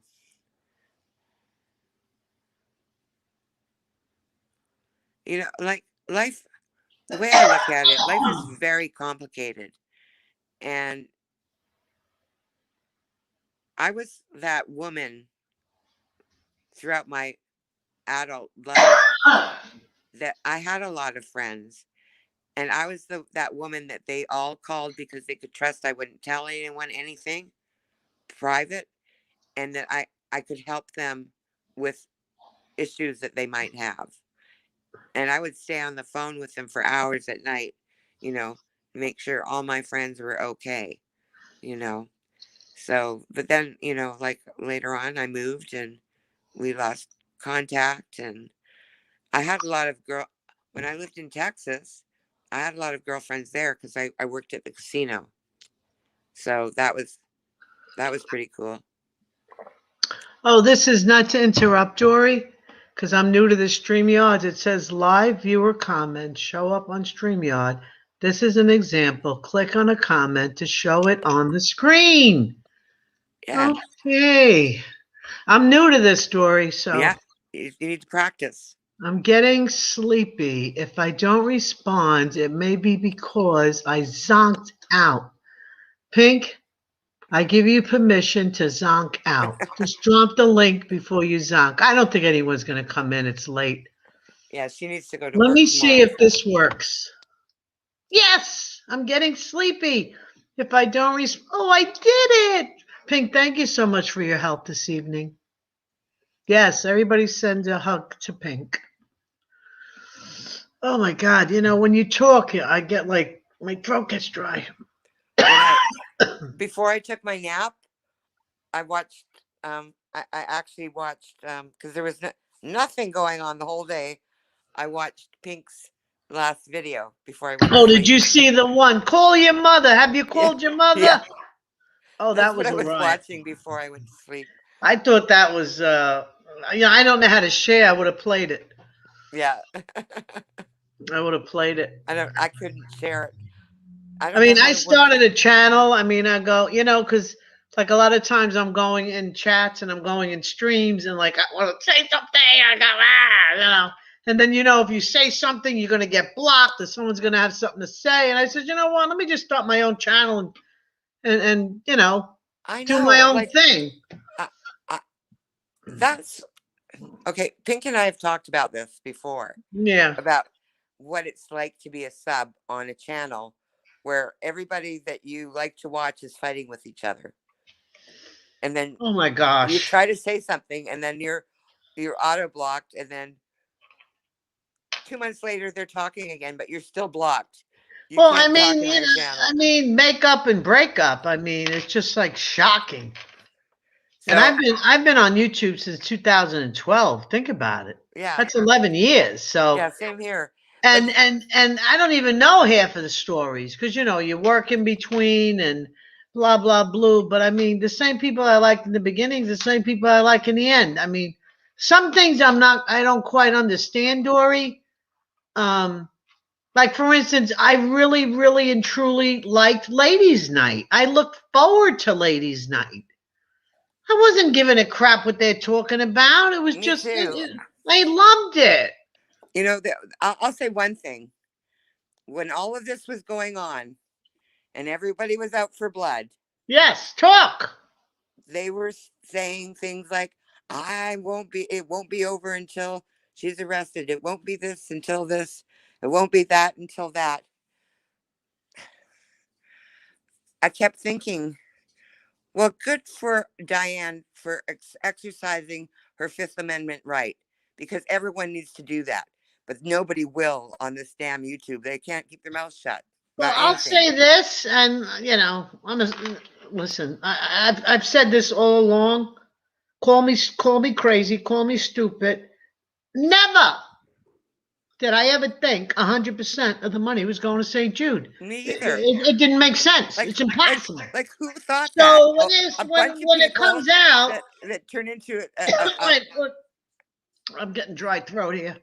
there were a bunch of people that turned into some kind of a gang. Well, right. When it comes out that 100% didn't go, I already knew 100% didn't go to St. It just was common sense to me. Why? Right, me too. I'll tell you why. Oh, you could tell me why first.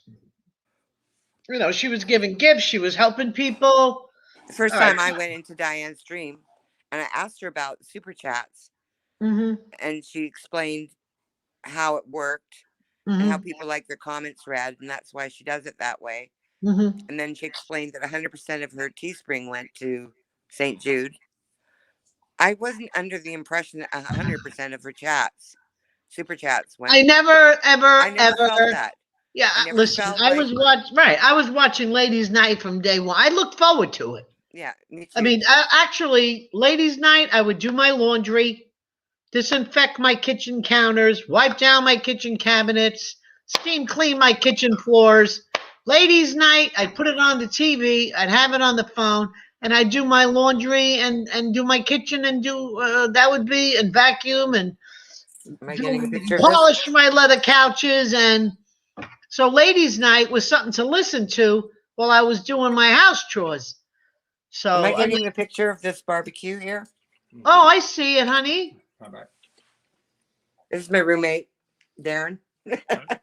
He's hiding himself. Okay.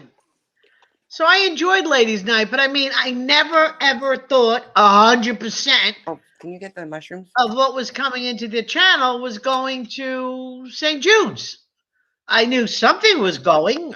I really feel some money did go to St. Jude's, but Me too. I never thought 100% went, just from common sense. Sorry, that's my fault. You know, and then all of a sudden she's, you know, listen, I see how some creators, they feel this is abominable. She's got to show receipts. She's got to show this. She's got to show that. Yeah, I just don't want to get involved in that. I really believe she did donate to St. Jude. How much? She don't have to show how much. She knows what she did. She knows what she didn't do. And not everything's a tax write-off. I've donated plenty in my life, and I'd go to my accountant and he'd go, "You can't write that off." I go, "What are you talking about?" Right. You Maybe always that think you year should, I but made no, too you much. can't. Maybe that year I made too much money, or maybe I donated 2,000. I only can write off 500. I mean, everybody's taxes are different. Depends on your house, your homeowner's insurance, your income, your spouse. You know, I mean, just Well, because. here's the other thing that I Well, was just thinking because about it's that. just because you can write it off doesn't mean you can write it off. Exactly. You know, But people. Here's the other thing that I found pretty offensive was that people. But were listen, Dory, I don't want to interrupt you, but I Okay. respect the creators that really want to hold Diane accountable and want to seek every single receipt. That's how they feel. That's how they I guess feel. I never felt that way about. I Diane. don't need to see shit. Neither. But I don't here's the need to thing. see nothing. I Here's mean, the thing. I was feeling like they really all they wanted from Diane. They kept saying all they wanted was receipts, but not everyone felt that way. I think a lot of those people that said all they wanted was receipts was they wanted admission of guilt.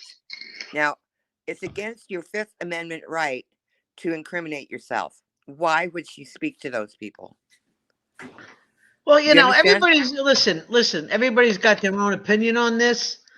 And I hear your opinion. First of all, no one's seeing my tax returns. No one's seeing what I donated. Exactly. No So one's seeing what the hell I do. And So guess what? People gave in good faith. Yeah. And whatever went, whatever didn't go, didn't go. The thing is, I think Diane at this point realizes maybe it got overwhelming. It came to a certain point. She should have said, "Listen, I'm only donating a certain portion." Let's You go know, through that process. you know, did- she she did should have. She did go through all that process before she decided not to speak anymore on it. All I saw know her is do this. that. I just want to say this, you know, something happened where, somebody was, I don't know, how do I put it? In other words, it wasn't me, and she picked it up right away because I've been around this community a little bit, a while, so people kind of know where I come from. I don't make trouble anywhere. I don't, maybe I'm making trouble tonight. But No, not really. I don't think, I never thought Diane donated 100% because she was giving gifts. I know that these balance is not that much money. I know she's helped people. Oh, I don't know her personally at all. Yeah, me either. I did go on when she had HG Tutor. I was the first guest when Oh, were you? Yes, I remember you was. going on. Yeah, I went on. And what happened was she went on Makeup Mobster's comment section to warn me that I was being cloned. Now, Really? she didn't have to do that. No. And thank God she did. And then I found out who it was, and the person was very cordial and said, I think the person thought nobody knew who I was and thought, well, I'll just clone Lee. You know what I'm saying? Yeah, just pick somebody that had been on that panel. No, I just really think because I don't go I didn't go on this person's channel, and they picked somebody that wasn't familiar to them, but didn't realize I was familiar in other places. But the idea is, what I'm trying to say is, she had my back. I was shocked, and she knows. She must have known. I've been a sub to Makeup Mobster since she started her channel. I just didn't comment. I watched the Grief series. And then when she started going, she's my son's age. Her mother, if she was still alive, would have been my age. Comes from where I come from. Probably, a lot of similarities there. I'm going to mute for 1 second. Okay. Sure. Be my guest. So she found me there. She commented on one of Makeup Mobster's lives to warn me that I was being cloned. And when I contacted the person was very cordial and said, Lee, I'm sorry. I won't do it again. No problem. And I said, no, it's all good. No problem. I don't want no problems on YouTube. I'm up here to have fun. And actually, I want to help people. I love Makeup Mobster, Judith. I do. I mean, yeah, I feel like she's my YouTube kid, although she don't need a mother on YouTube. Trust me. I like her spunk and her spontaneity. And to me, it comes down to common sense. Whatever she puts forth in the end makes sense to me. To me, she has common sense. And common sense, believe it or not, is not easy to have. Not many people have common sense. Okay, let's see. Okay, I'm back. Okay, let me just read some comments here. Same here, Judy. I'm grateful for my friends here, my real life friends. My friends and I are starting to go out again, and we are vaccinated. It feels good, Judith. I love Makeup Mobster. I'm glad to hear that, Judith. But then I think Diane handled this entire. I agree with you, Mary. Mary, I am agreeing with you. Going real life is vile, and Diane did not handle this well. My only point is I never believed every penny went to St. Jude. It was just common sense to me that wouldn't be possible. That's where I agree with you, Lee. That's the only thing. Did Diane handle it correctly? Absolutely not. Right. Going real life is sick shit, man. It's sick shit. That's all I can say. Oh, did I show? I'm getting sleepy. I'm trying to show that comment. Hey, I'm learning over here. What's going on? Let's see. Let me see if that shows. No, that's not showing. It's hiding. I screwed up, people. Pink, I'm in trouble. Trying to show. Okay, I love Makeup Mobster, so we'll leave that up. Yeah, I really do. I feel like she's my YouTube kid. I said, but she don't need a mother on YouTube, but that's just how I feel. I have like, there's something about her. She's got like that attitude. I like her spunk and spontaneity. And to me, she makes common sense. She makes common sense to me. So what can I say?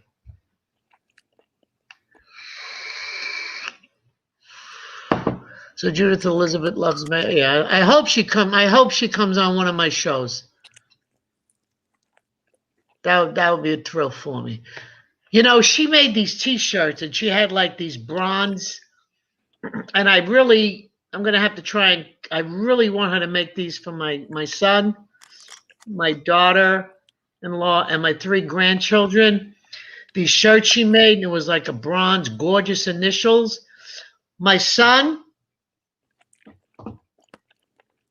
my daughter-in-law, and my 3 grandchildren, their initials are RD. So that's where RD comes from, in case anyone's interested. They have the initial RD. So I was gonna have her. I've got to get in touch with her. I really want her to do this if she can. They were like bronze lettering, and I can have her do RD1, RD2, and give it to them for Christmas. Wouldn't that be awesome, guys? So I really, but she's so busy with her son and everything, and her husband. Mary T. Oh, that's pink. It sucks. It's never ending. Are some of these people ever happy or have interest in other things? Right. Another thing too, 1-1. I have to give 1-1 credit for going up, and she was saying, I should have never said 100%. I mean, I don't know. I mean, I got nothing against 1-1. I don't have anything against any of the creators, to be honest with you. I say that, and maybe people don't believe me. Well, My mom is. I just wish people would stop trying to run other people out of town. Because Well, yeah, I mean, a lot of channels have gone and disappeared, and I hope mine ain't going to be one of them because I just got started. I mean, I haven't even gotten content going. I wanted to talk about the Astor family, the Rockefellers. I wanted to talk about Anne Boleyn, the Beatles. I wanted to talk about John Lennon, and that whole story is unbelievable. I mean, his wife actually set him up with a lover. I mean, come on. I mean, just so she wouldn't lose him. Do you know how they met? Yeah, they met in Manhattan, which I lived at the time. Do you know where he met her, though? It was at some kind of kooky museum in Upper Manhattan. It was in an art gallery, and she was showing her photographs. Yeah, in New York. And they were all pictures of naked buttocks. No, I thought it was something stupid. He had to get up on a ladder, and there was nothing there. No. All of her photos were photos of naked bottoms. Oh, Mary loves Wendy too. I mean, yeah, I mean, a lot of good people. I got nothing against anybody here. So, all those photos, he was right, Deborah, not Dory. Deborah says people look for reasons to go on the attack. Right, I'm waiting for the reason they're going to go on an attack on me. Another thing too, I like Wendy V and Blue Topaz and Kiwi because they're on Friday morning. Anyone from anywhere can just get up on there, and they could say what they want. It doesn't matter what the hell channel. And now Traces of Nuts. I believe, if I'm right, said she's new tubers, and I figured that out. So I believe she is. Don't quote me, but I believe she's new tubers, and I think she said it. Who is? News tubers. That news tubers. Traces of Nuts. Oh, Traces of Nuts. Okay. Yeah, and I figured that out way before she said it, and I don't even know how the hell I figured it out. Well, that's where my detective skills come in. For some reason, my father always said I should have been a detective or an attorney. Yeah, I figured that out a long time ago, and I don't check nobody. I don't do no research on here of anybody.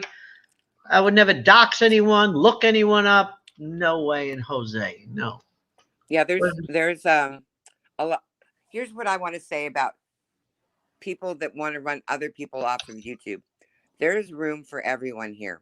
And I don't want anyone running anyone off of YouTube because I don't think one person can satisfy my personal needs on YouTube. If you can spend 24/7 live streaming and bringing up interesting people on your channel for me to watch or chat with, then run everybody off. I'll just watch you. But if you can't do that, don't. Don't run people Well, off. the idea is I didn't even get started, is the whole thing. I'm just trying Right. to befriend some people. Like, for instance, I don't want to bring up your hardship again. I think we talked about it, and I want you to kind of be cheerful and know that he's in a good place Hmm. and that you have the comfortable place to be, which is here.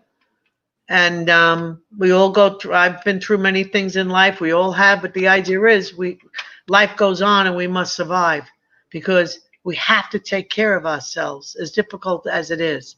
Because Yeah. if you believe there is a God, some people don't, but very, very few do not believe there is something, even if it's something Exactly. universal or something in control. Everybody believes in something.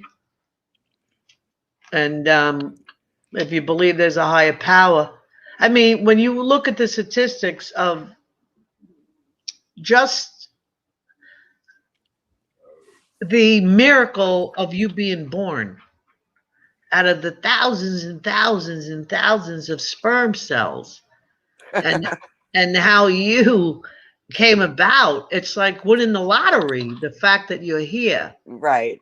So I've had my children, I've had my grandchildren, um, I've had a successful career, but my life's not over.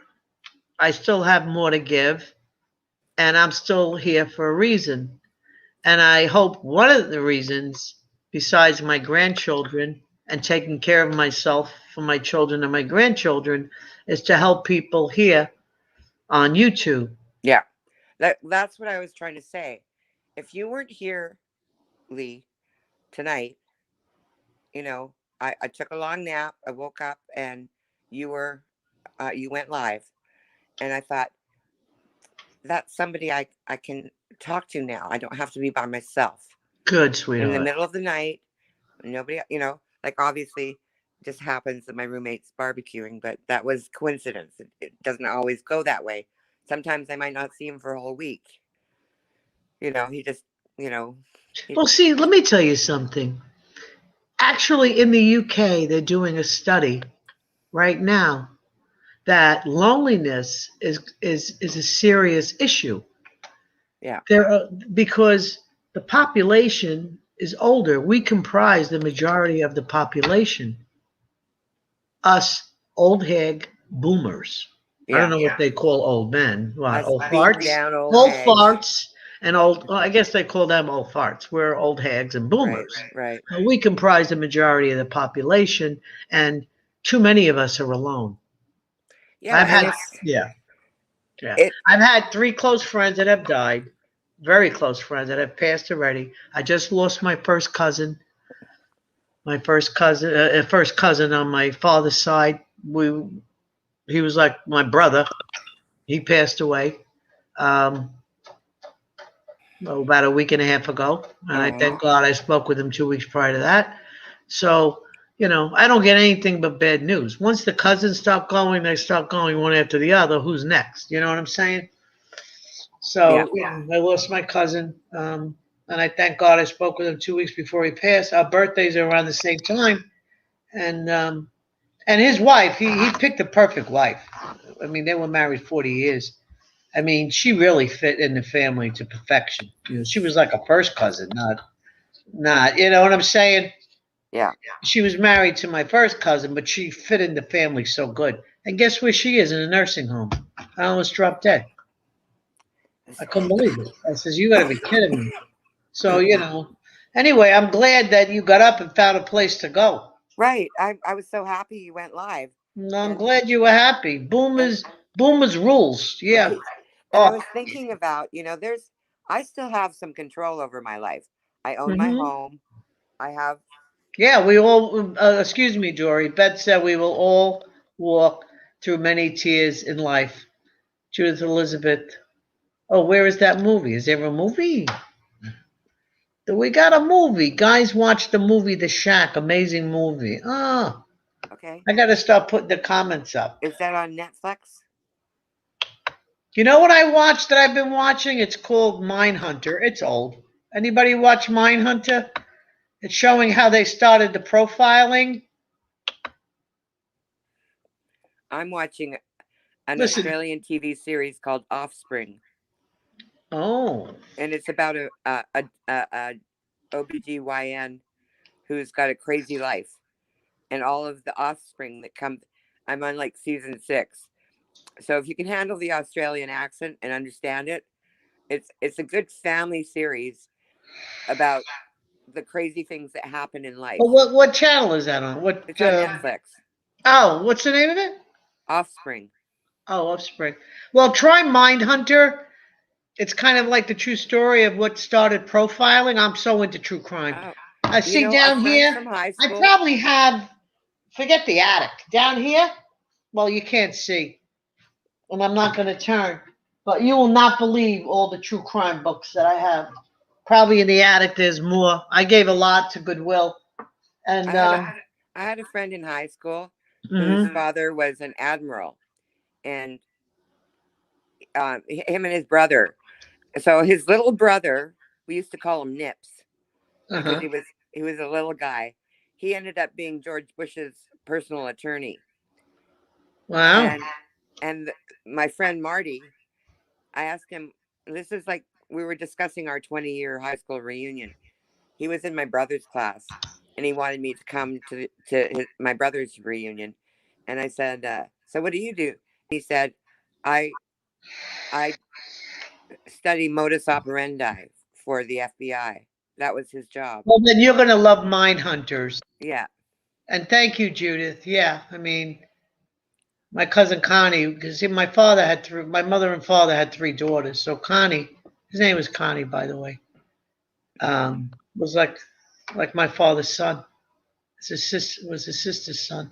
And you know what's funny? My Aunt Mary died sudden heart attack. Her daughter was named after my father. She died of a sudden heart attack like 2 years ago. New Year's Eve, she just boom, like her mother. And then the brother, sudden heart attack. Wow. Okay. My cousin Cookie turned around and said, I went outside for a cigarette. I came in, he was dead. She was hysterical. 40 years of a happy marriage. When you lose a man that you've been happy with for 40 years, she couldn't even stop crying. She couldn't stop.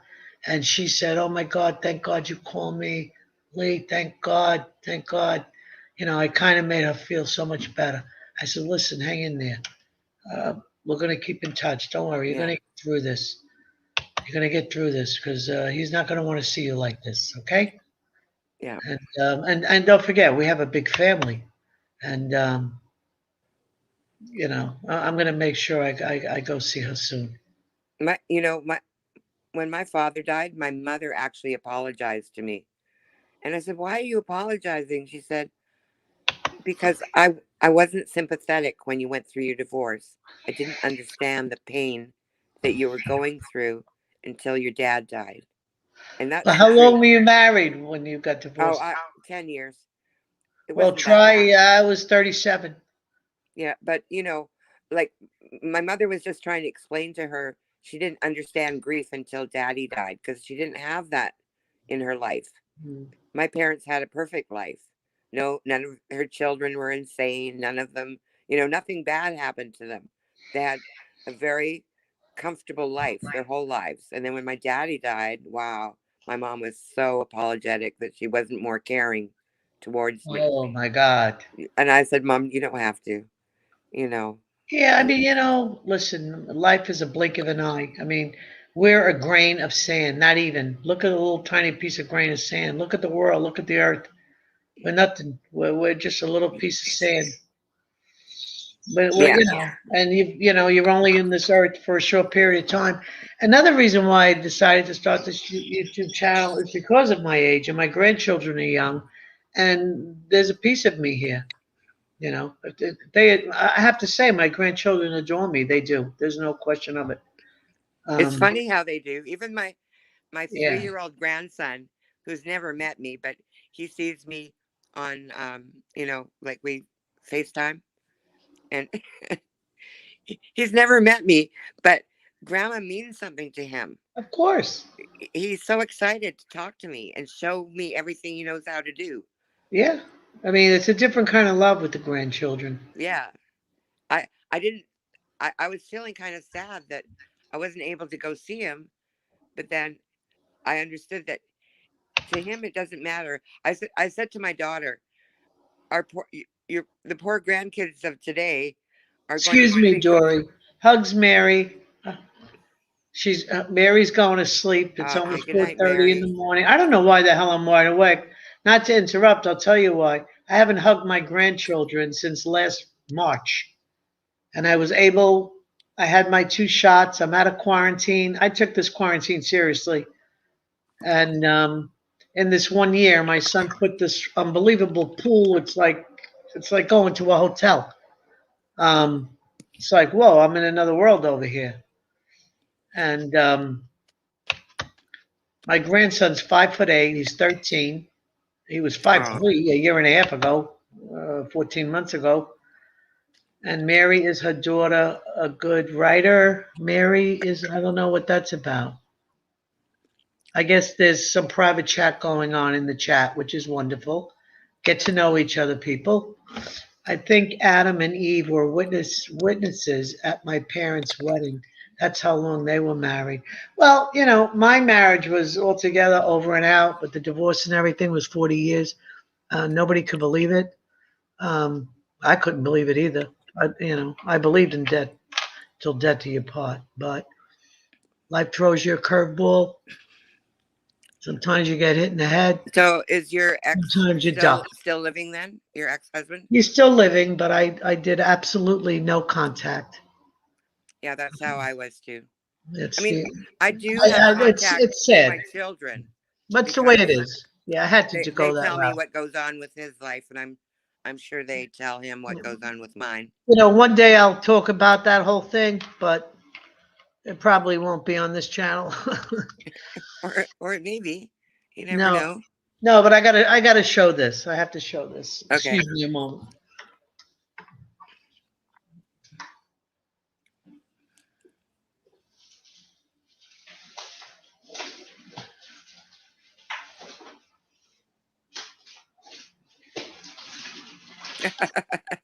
I have to My show this. grandparents were married 50 years. I have to before- show this. Half of this is in my computer. I don't know if anyone can see this. Or 60 years, I guess. Can you see this? I can see a box of papers. See that? That's it's a my book. file. That's my book. Half of it's in Oh, the is this- computer. I've been writing a book for about 6 years. Is this your, what do you call it? There's just about everything. It's right here. It's all right here. You need an editor. I have an editor. You need your editor to go through and help you proofread it. Well, no, I send as it gets in the Oh, computer, okay. it goes to her. But this is the hard copies. Right? So Good for you. it's still a long way to go. So I never thought writing a book would be so difficult because then there's something, then it's this, and then it's that, and then it's this, and I it'll. was going to say, is it your memoirs? Well, it's kind of different. I'm not even going to discuss what it is, but I started writing way before the end. I started writing before. First of all, I've been writing since I'm a kid. So I've been writing since I was a teenager. So it's not like new. Writing is not something new to me. Right. So I could read some of the stuff I wrote, in my teens and early 20s. Maybe one day I'll do that. But that's somewhere else right now. But so eventually we're going to get to that. That I'm not. It'll get published. Maybe I'll sell it for $2.99 once it gets even $1.99. I don't look to make money out of it. It's just to share, to open people's eyes. I'm going to publish it on Amazon. I don't know. I mean, my editor says she's going to get it published. So whatever the heck she's going to do, she's going to do. All right. So we're going to leave it that way. But it's going to be a while because I thought it was going to be a lot more easier undertaking, and it's not. It's not. It's not an easy undertaking. You hear people write books. Oh, it's taken me 6, 7, 10 years. I think How the Bell Tolls, Hemingway. I don't know. One of his books was like 7, 8 years took him to write. So you know what? Yeah. It might be worth the wait. You know, I have a friend of mine. I'll read her excerpts here and there. Oh my God, you got to get this published. You know, it's going to be #1. It's going to be, you know. And then my aunt who passed away. Oh my God, where'd you get this talent from? This is mind blowing. I mean, some of the stuff that I've read, people cry. I mean, I have my aunt who passed away. I would read some stuff to her. Another thing too, like if you tell me something about your life, I could write something for you. Like my aunt who passed away, she was estranged from her daughter. Okay, and I would talk to my aunt almost every night towards the end of her life, because there was decades I didn't see her, I didn't speak with her, right? And then all of a sudden she was trying to find me, and one of my cousins said, Francis is looking for you. And so we spoke 2-3 times a week for like quite a few years before she passed away. And she was estranged from her daughter. And, you know, and she said, so I knew everything about the estrangement. And I said, Aunt Fran, do you want me to write something for you? She says, you know, I call her and it doesn't work. And, you know, and then, you know, we get together. It's just something not right. And I go, well, how do you feel? Tell me, Aunt Fran. And she would tell me how she feels. And I said, do you want me to write something for you? This was after hearing a couple of years, you know, the estrangement. Not full details, you know, but just the missing of the love, the missing of the child, you know. So I wrote something and I read it to her, and she says, oh my God, that's exactly how I feel. I says, well, what do you want me to do with it? Do you want me to send it to your daughter, which is my cousin? And she says, no. She says, I want you to hold this. You'll know the right time. I said, okay, Aunt Fran. Well, about a year later, I find out that she was in the hospital. I spoke with her once in the hospital. She sounded marvelous. Then a week later, I find out she passed away. Her daughter, I hadn't spoken with in a while. You know, people move around and travel. Years ago, everybody lived in the same neighborhood. Your aunt down the street, your uncle around the corner. Yeah. Everybody in the 60s moved. Who moved to Jersey? Who moved to Long Island? Who moved upstate? Who left New York completely? You know what I'm saying? Yeah. But anyway, to make a long story short, which is very hard for me to do. It's okay. The last time I saw my cousin, my son was like 2 years of age, and she had left Florida. That's the last time I saw her. So you're talking over 30 years. When her mother passed away, she found me or whatever, because she moved here, she moved there, that kind of a thing. And I says to her, you know, I have something for you from your mother.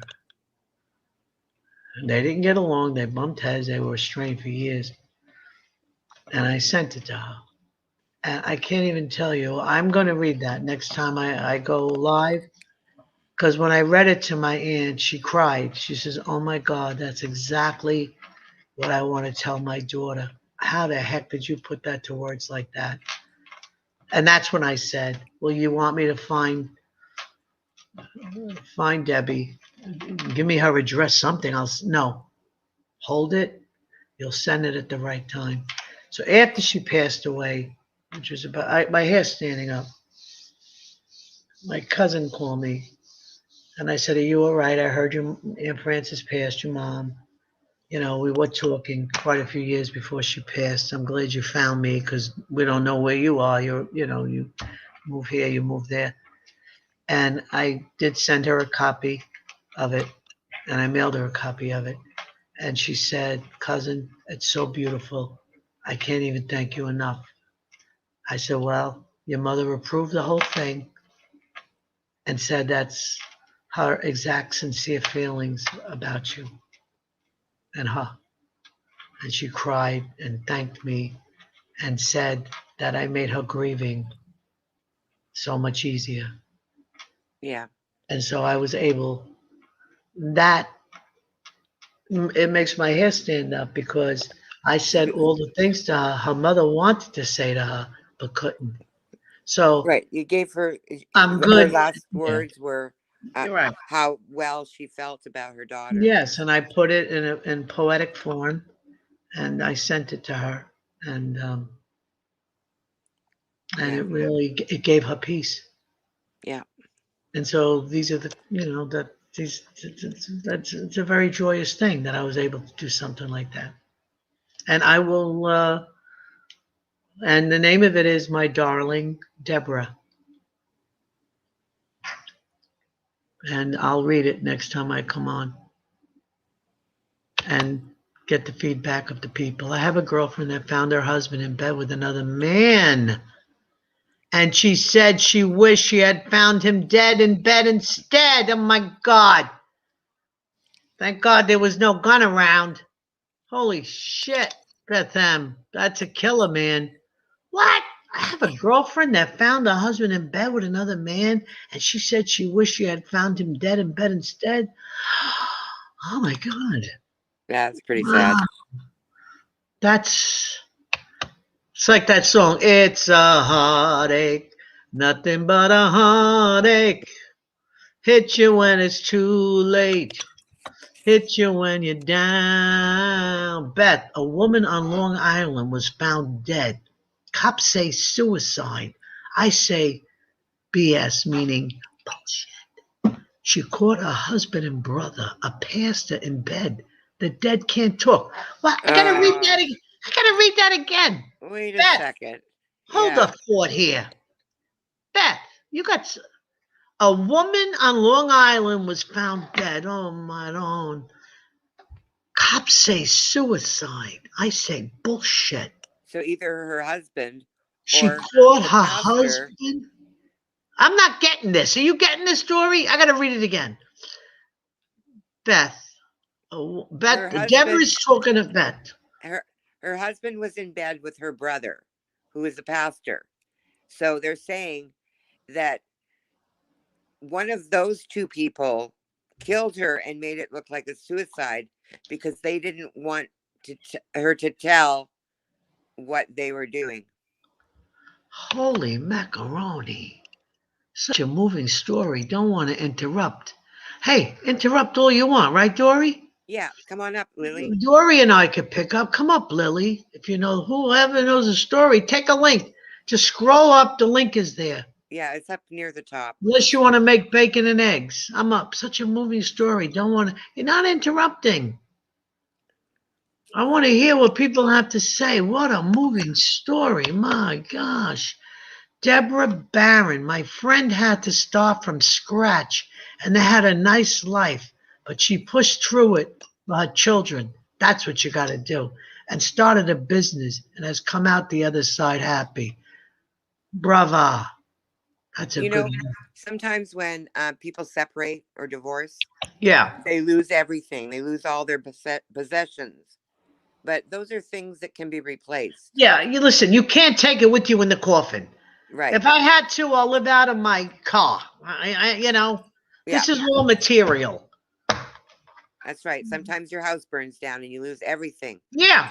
But you can say, okay, so now I don't have all those things from the 70s. I'll have Right. things from the 2000s. I'll Right. have modern things instead of old-fashioned things. Listen, I'm a believer. God will provide. God Yes. provides. As long as your heart is good, God will provide. Yeah. You will never go hungry. You will never have you will be okay. Now, she is working on forgiveness. Beth M, I want to talk about this forgiveness stuff, okay? Because what happened to me with that long-term marriage that ended, no way in hell I'm forgiving that man. And that's it, and that's the way it goes. There's no forgiveness from me. So, I know, as a good Christian, well, I'm Catholic. To me, it's the same thing. This was bothering me to intensity. Oh my God, I'm never forgiving this man. There's no way in hell. So I'm going to hell because I got to forgive, right? That's what my religion tells me I have to forgive. Oh, if you forgive someone, it's better for you. It's going to make you feel better. I say bullshit on that, okay? You know, the first person you have to forgive is yourself. For what? I didn't do shit. I'm not talking about your husband, but when my son died, I had so much guilt. I had to Oh, forgive myself. right. So it's kind of the same thing when you look at it from that point of view. Well, guilt, that's a whole different conversation. Right. Guilt But I'm is a just saying, different conversation, even though darling. your ex may have been the most horrendous person on earth, just forgive yourself for having stayed so long. Number No, one. no. I have no regrets of staying. I wouldn't have had the life I had and the children I had. I had the, I was married to the typical narcissist. I mean, fits the bill to the T. Okay. All The right. love Makes bombing, sense. the devaluation, the love bombing, the devaluation, the ghosting, the quiet. It's just, but I knew how to handle them. All you got to Right. do, if you're with a narcissist, all you got to do is just compliment, and you serve them, Yeah, and you take gotta tell care of how great them, they are. listen to them. It's all about them, and I did what I had to do to raise my kids. I have no regrets. The thing is, as far as not what he did, it's how he did it. I can't forgive. I'll tell my story one day, but not today. Not anytime soon. But what I'm saying is, we're talking about forgiveness. Yeah. Can't, won't, will not forgive this man. Okay. I'm not saying Not you should happening. ever forgive him. No. So I'm not saying you should ever forgive him. yeah. I'm saying that if you can forgive yourself Forgive myself for what? for anything that you think that you may have done. I haven't done shit. Okay. No, then I there's haven't. No need for it. I Then. was nothing but I was a maid. I was a cook. I was an accountant. I was a See, laundress. I've never been any of those things ever. I was. Forget it. I mean, No, I couldn't. There's nothing. He didn't have to do anything. All he had to do was put the laundry out and clean the pool and go to work. Okay. Right. The only thing I didn't do for this man was wipe his ass when he took a shit. Okay. Right. Other than that, I did everything. I could never have been that kind of wife. Okay. Well, that's the kind of woman I was. The old Italian wife. It's not that I couldn't be that kind of woman. I just couldn't be that kind of wife. I was raised that way. That's the old right. That's the old way. For better, for worse, you take care of your husband. That was what was important to me. Well, my children, my children too. But anyway, I never felt like I had to take care of a grown man ever. Oh, I'm sorry. I took care of mine, like he was one of the kids. So I forgive you for taking. No, really, yeah. No, but you have to understand one thing: when you're married to a person like this, you've got it's true. It's the love bombing. Right. Then the devaluation, then the discard, but it repeats over and over again. Because they go, how could you be married to someone like that for so many years? Because you get respite. There's moments of respite. You get 2-3 weeks. You know exactly when those moments are coming. Yes, I did, and I had it down pat, and I had to raise my kids, get them through school, get them in their lives. I have no regrets. But then it came to a point. I'm done. Yeah. I'm done. Done being the doormat. Yes, and I was done at 65. And who the hell is going to be done at 65? When you're ready to retire, you don't know where the next buck's coming. Bruce. I didn't give a shit. I would have lived out of my car spaghetti every day for the rest of my life. Bruce Jenner was done at he was 60 when he decided to change his life? Well, whatever. I didn't change my life, and but we're talking, I'm going off track. Forgiveness. So I haven't been to confession, I think, since the 70s. And I mean, this was bothering me so much because I'm not no forgiveness. None. She ain't built that way. No, it ain't happening. And this was really bothering me because I'm going, oh my God, I'm gonna go to hell because I can't forgive. I'm supposed Don't worry to about that. Look, I actually made an appointment. Believe in hell. I see Dory, this. I made an appointment to go to confession. That was my next sentence. Yes. Was go to confession. And I'm telling because you're married till death do you part. Here I am, a divorced woman. Shame on you. Shame on me. And I tell my girlfriend we kid around. I go, why can't I be a hoa? I'm by myself. Why can't I be a hoa? It's just I'm not, It's like it's not a failure. You're divorced. is not that you failed. No, no, there was no failure. Trust me. Everything Right. was very good until I said I had enough. Right. If I would have continued to take all the crap, we'd still be together because he didn't want to leave and he didn't want to get divorced. Why would he? Right. Right. He had Why? cheap Yeah. cook and bottle washer. What the hell? Right. He was served every night dinner. His clothes were washed and ironed. The house was spotless. I handled all the money, all the bills. He didn't have to do anything. All he did was watch football games and So all. now I feel He, like asking you to marry me. he did everything. No, I forget it. I mean, I'm not exaggerating here. I But know you're anyway, not. I get to the priest and I go, "Am I forgiven yet?" He keeps putting his hand on my head because it wasn't like a buck. He goes, "Not yet, my child. Not Not yet." yet. And I go, "I've been married a long, blah, blah, blah. I can't forgive this man. What am I going to do? I'm afraid I'm going to go to hell. I don't want to die and find out then, Father. I don't want to wait till then to find out." I was just like ridiculous, But I mean, I hadn't been confession since like the 70s. And he goes, "Listen to me. You never have to forgive that man. That's Thank not you your very job." much. He said, "It's not your job. It's the Lord's job. It's God's Exactly. job to forgive him. That's what he does. That's Yeah. not you do. That's not your job." Right. I said, I was like a stupid little kid. I go, "Really? Really, Father?" My hair's standing up now as I tell you. I got goosebumps. I was like a little kid. I felt like I was back in Catholic school. I go, "Really, Father? I don't. So it's okay." He said, "It's okay." I said, "So I'm forgiven now?" It's like I felt like I was 12. He goes, "Yes, child, you are forgiven, and you never have to forgive that man. It's not your job to forgive. It's the Lord's job to forgive." I says, "Oh, thank you, thank you." I felt a friggin' load off my back, That's man. so cute. I I love felt that a, story. yeah, I felt a load off me. I was booking, I was running, I was hopping out of church. Hey, not my job.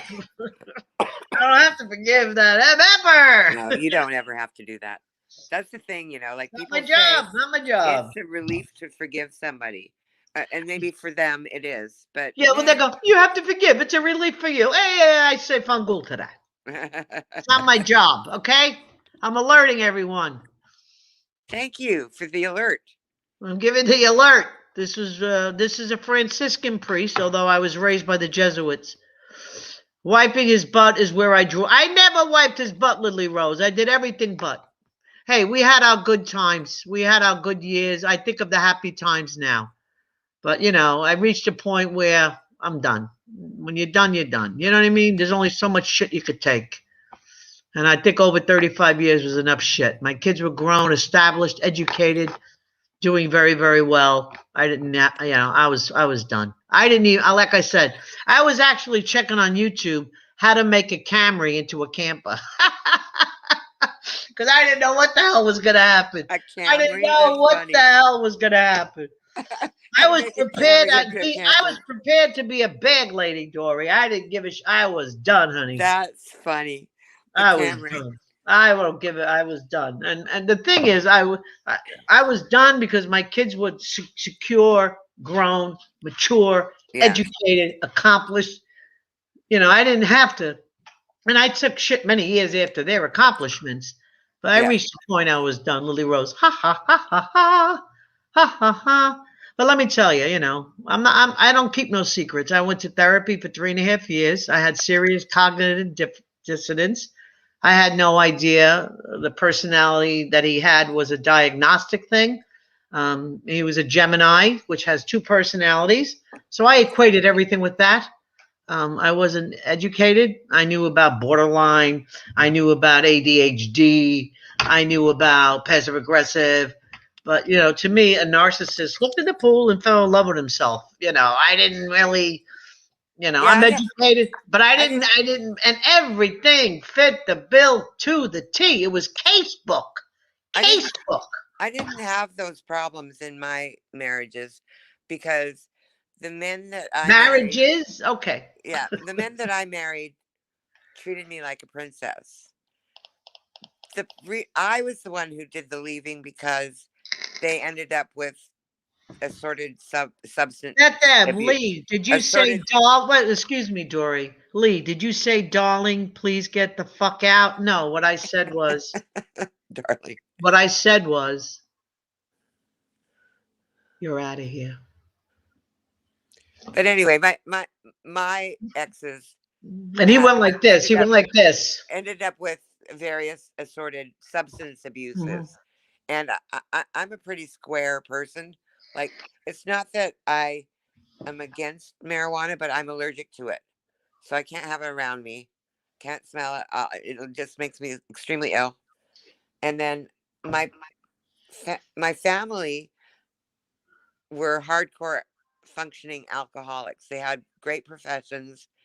They treated me like they were the narcissist treating their daughter like Cinderella. That was me when I lived at home. Oh, so you were treated like the golden child.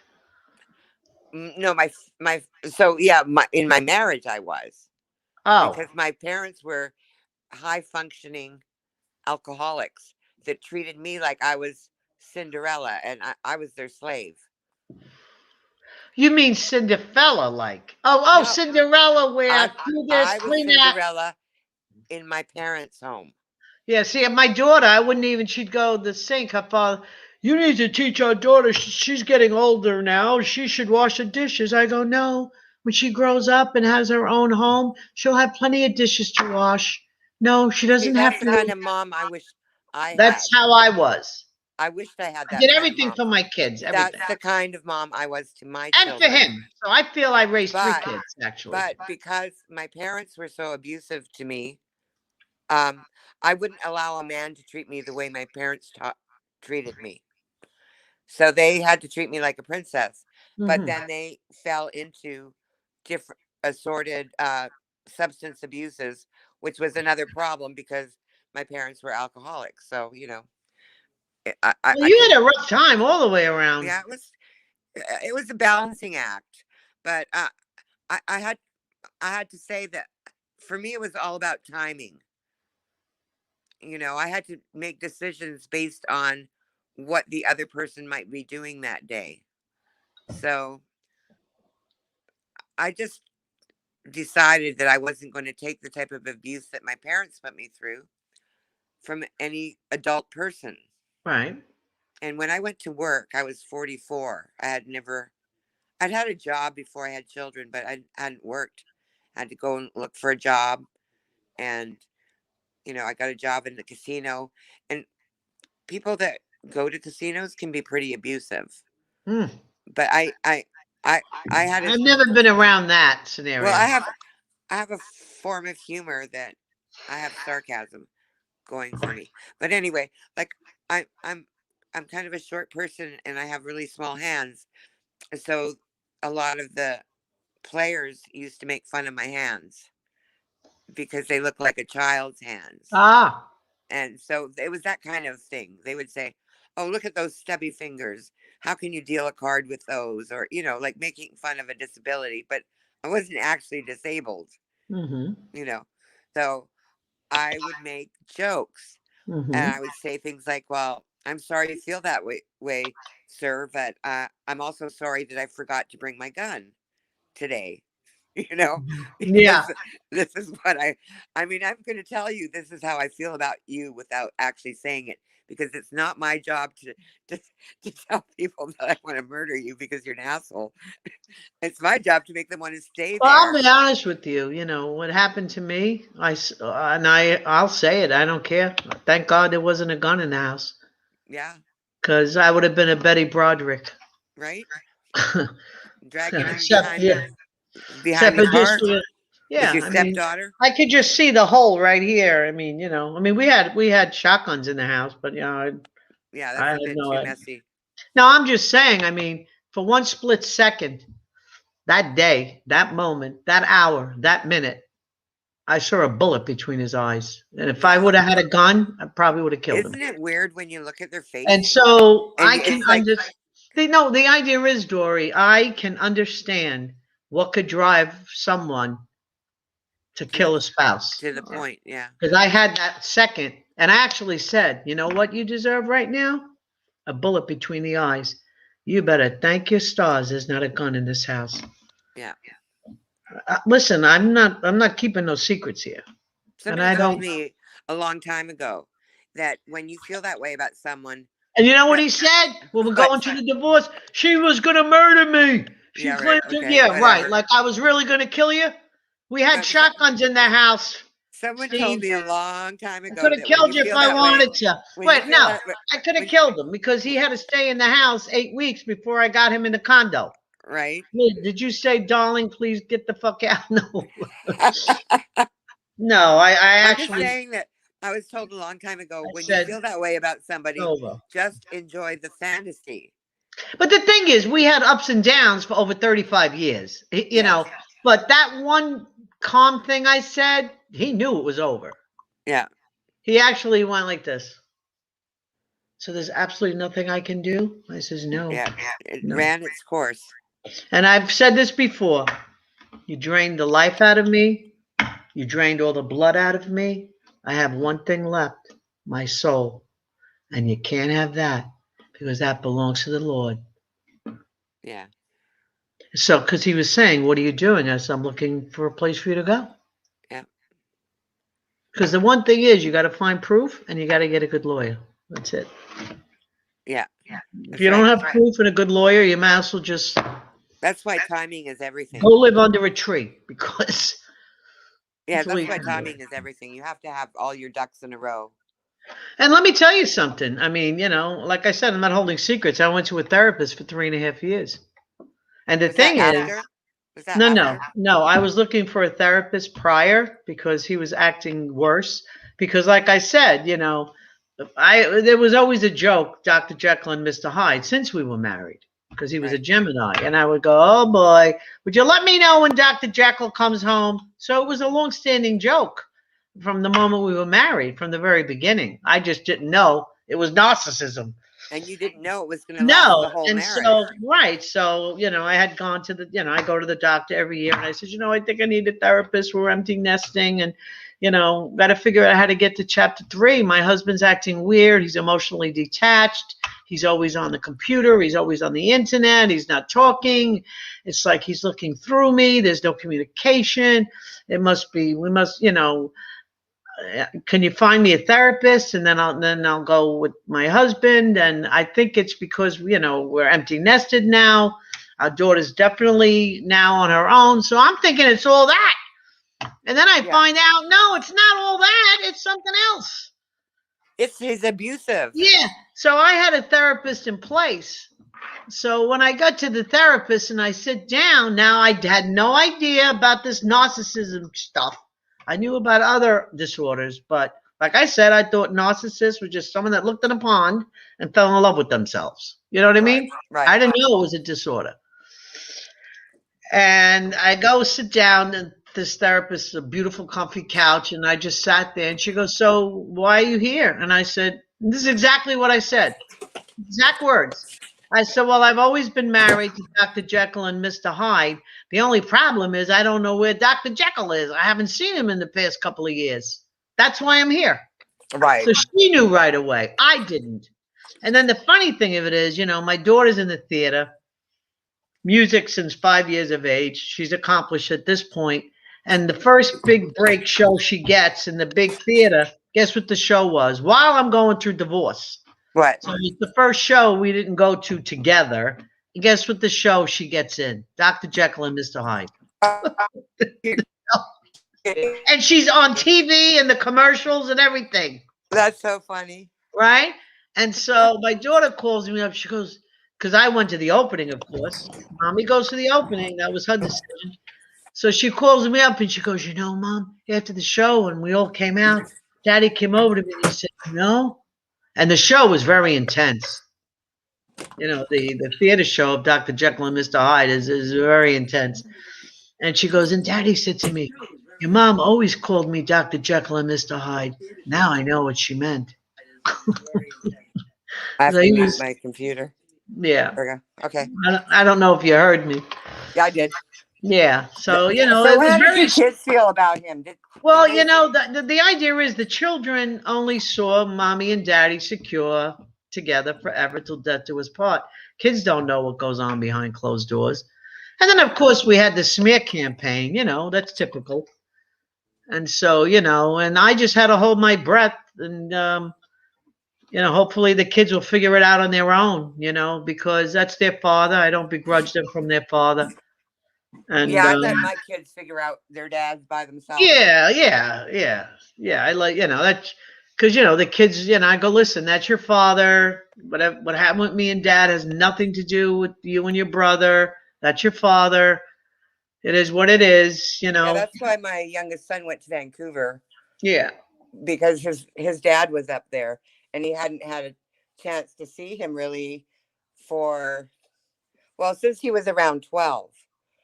So I got them reintroduced. I did the same thing with my other children for my first husband when they became of age, which was much younger than like my kid with schizophrenia. They were saying, "Mom, I need more money." I said, "Call your dad." Yeah. And they said, "What do you mean call my dad?" Because they really hadn't seen him since they were like 5 and 6. I said, because he would really enjoy a phone call from you. And I'm pretty sure that he will give you whatever you ask him for. Because he was a good guy. I'm not going to say he was a bad guy. I mean, the idea is, I'm at the point in my life, I only think of the happy times. There was many, many happy times. And it was a rough divorce. It was rough coming through that. But it is what it is. I gave up everything except the kids. I said, oh, she fell off. Let's see what Lily Rose has to say. Lee. Oh, yeah, let's get to this one. Made fun of your hands. Oh, yeah, she was showing her hand. What does this say? I believe Betty Broderick was driven to the edge. Her husband was an asshole. Well, he was definitely a narcissist. Believe me, I empathize with Betty. He put her through hell in a breadbasket. I went through my divorce took over a year and a half. And then in a year, I was back in court again. I had to file contempt charges on him. So, it wasn't easy. But I think of the good times. There was a lot of wonderful times. I got wonderful children, wonderful grandchildren. And in the end, everything works out. Everything happens for a reason. There was many happy times and many happy years. He did what he did, and he's paying for it. I'm happy. Oh, my God. Robbie, are you really here, darling? I'll do the fan for you. I started my channel, Robbie. I bet you Robbie left already. He comes in and goes out. I'm trying to get sexy for you. Go ahead. Play me some music. I know you're gay, but you like a pretty girl. You don't mind looking at a pretty girl. What do you think? What do you think, Robbie? Robbie, the link is way up if you want to come, because I have a serious question for you. Come on, you're not shy. You're too pretty. I'm too pretty. Oh. What happened between you and Dana? I haven't got a fucking clue. You want to come up and tell me? Come on, be nice, Robbie. If you don't want to, you don't have to. But I really have no clue what happened between you and Dana. And you've been going on these hours that I'm not, I'm catching you when you're done, and then I'm out of quarantine. I'm too pretty. I'm too pretty. What the hell? How do you like this? It's got a hood, Robbie. I think the hood is kind of sexy. What do you think? Yeah. I was doing bangs earlier. What do you think? Robbie, the link is way up on top. If you come up, come on. You'll make my morning. You probably don't want to. I don't know what happened between you and Dana, but I'd love to know. I'm just glad you're in chat. I can't force you to do anything you don't want to do. But I got to tell you, man, your channel is just jumping, going, cracking bananas. I remember when you just started. My God. I'm preoccupied, but I'll tell you, basically, I caught her in a chat bashing my sobriety in a nutshell. Are you kidding me? First of all, Robbie is now over 10 months sobriety, and that is big shit. Okay, Robbie? That's big shit. Be honest with you, I don't know how you're doing it. You're so young. You know, my father worked at the brewery. He worked for the 3 breweries. So my father drank and drank and drank and drank. And then at about 50, he stopped drinking completely. But he'd have a glass or 2 of wine or a beer or 2, never more than that. You can't do that? You got to absolutely abstain? In other words, if you have 1 or 2 drinks, you can't stop, like a potato chip? It's that bad? Well, you don't have to answer. 2 more months until a year. It feels really good. Yeah, that's wonderful, Robbie. That's wonderful, honey. I mean, to be so young and to say you're never going to drink again, that's hard, man. 2 more months until a year. It really feels good. That's great, Robbie. That's great. And and your channel is going through the roof. You're almost at 10,000 people. I don't know how to drop links or anything, Robbie. Let me see. I'm going to make you a mod, Robbie. How do I make you a mod? I'm going to make you a mod, Robbie, so you could drop your link. Oh, what the hell? Oh, hold on. Hold on, Robbie. This is my first time on StreamYards. If it wasn't for Pink, I wouldn't even be on right now. She had to help me. I'm trying to see if I can make you a mod, Robbie. No, it's say put user in timeout or block. What the? That's. I don't even. How do I make you a mod? Oh, Marona me. This is. I'm hiding you now. This is ridiculous. Put user in timeout or block user. Robbie, I don't know how to make you a mod. Damn it. This is bullshit. Put user in timeout or block user. Why? Why is it not letting me mod you? Well, I'll have to ask Pink, unless you know how. I know. Laugh, right? Laugh at Lee. Okay. Tell Lee I'm backstage. Oh, okay. That's how I was with StreamYard when I look. You just started. Look, you're a big shit now. You're a big deal. No, really, your channel is awesome. I really love your channel, Robbie. I loved when you came on with the mask, the face mask. It's good. You got to take care of your skin. I tell you, Robbie, you're very, very handsome. And I really appreciate you coming in. And the link is way up if you wanted to come up. But you already told me that Dana made fun of your sobriety. That means a lot. Really, Robbie, listen to me. For you, listen, it's serious. What are you going to do for the 1 year? We got to do something. Oh, I was so proud when you put me in your little Halloween, the little picture. Now I'm a creator, Robbie. Robbie, you got to protect me, okay? Because I don't want anybody to hurt me on here, okay? I'm 71 years old. I'm an old lady. I'm a grandma over here, okay? I'm an old Italian grandma. I don't need nobody picking on me, swatting, whatever, and all this bullshit. You understand? I don't want none of that shit around me, all right? So you gotta tell everybody Lee just started a channel. Don't even go there. Don't start with her shit. Okay, Dory's coming back up. Robbie, you know, I don't know why I can't mod you. I tried. Robbie, we'll figure that out next time you come in because I want you to drop your link. Put user in timeout or block user. It's not letting me.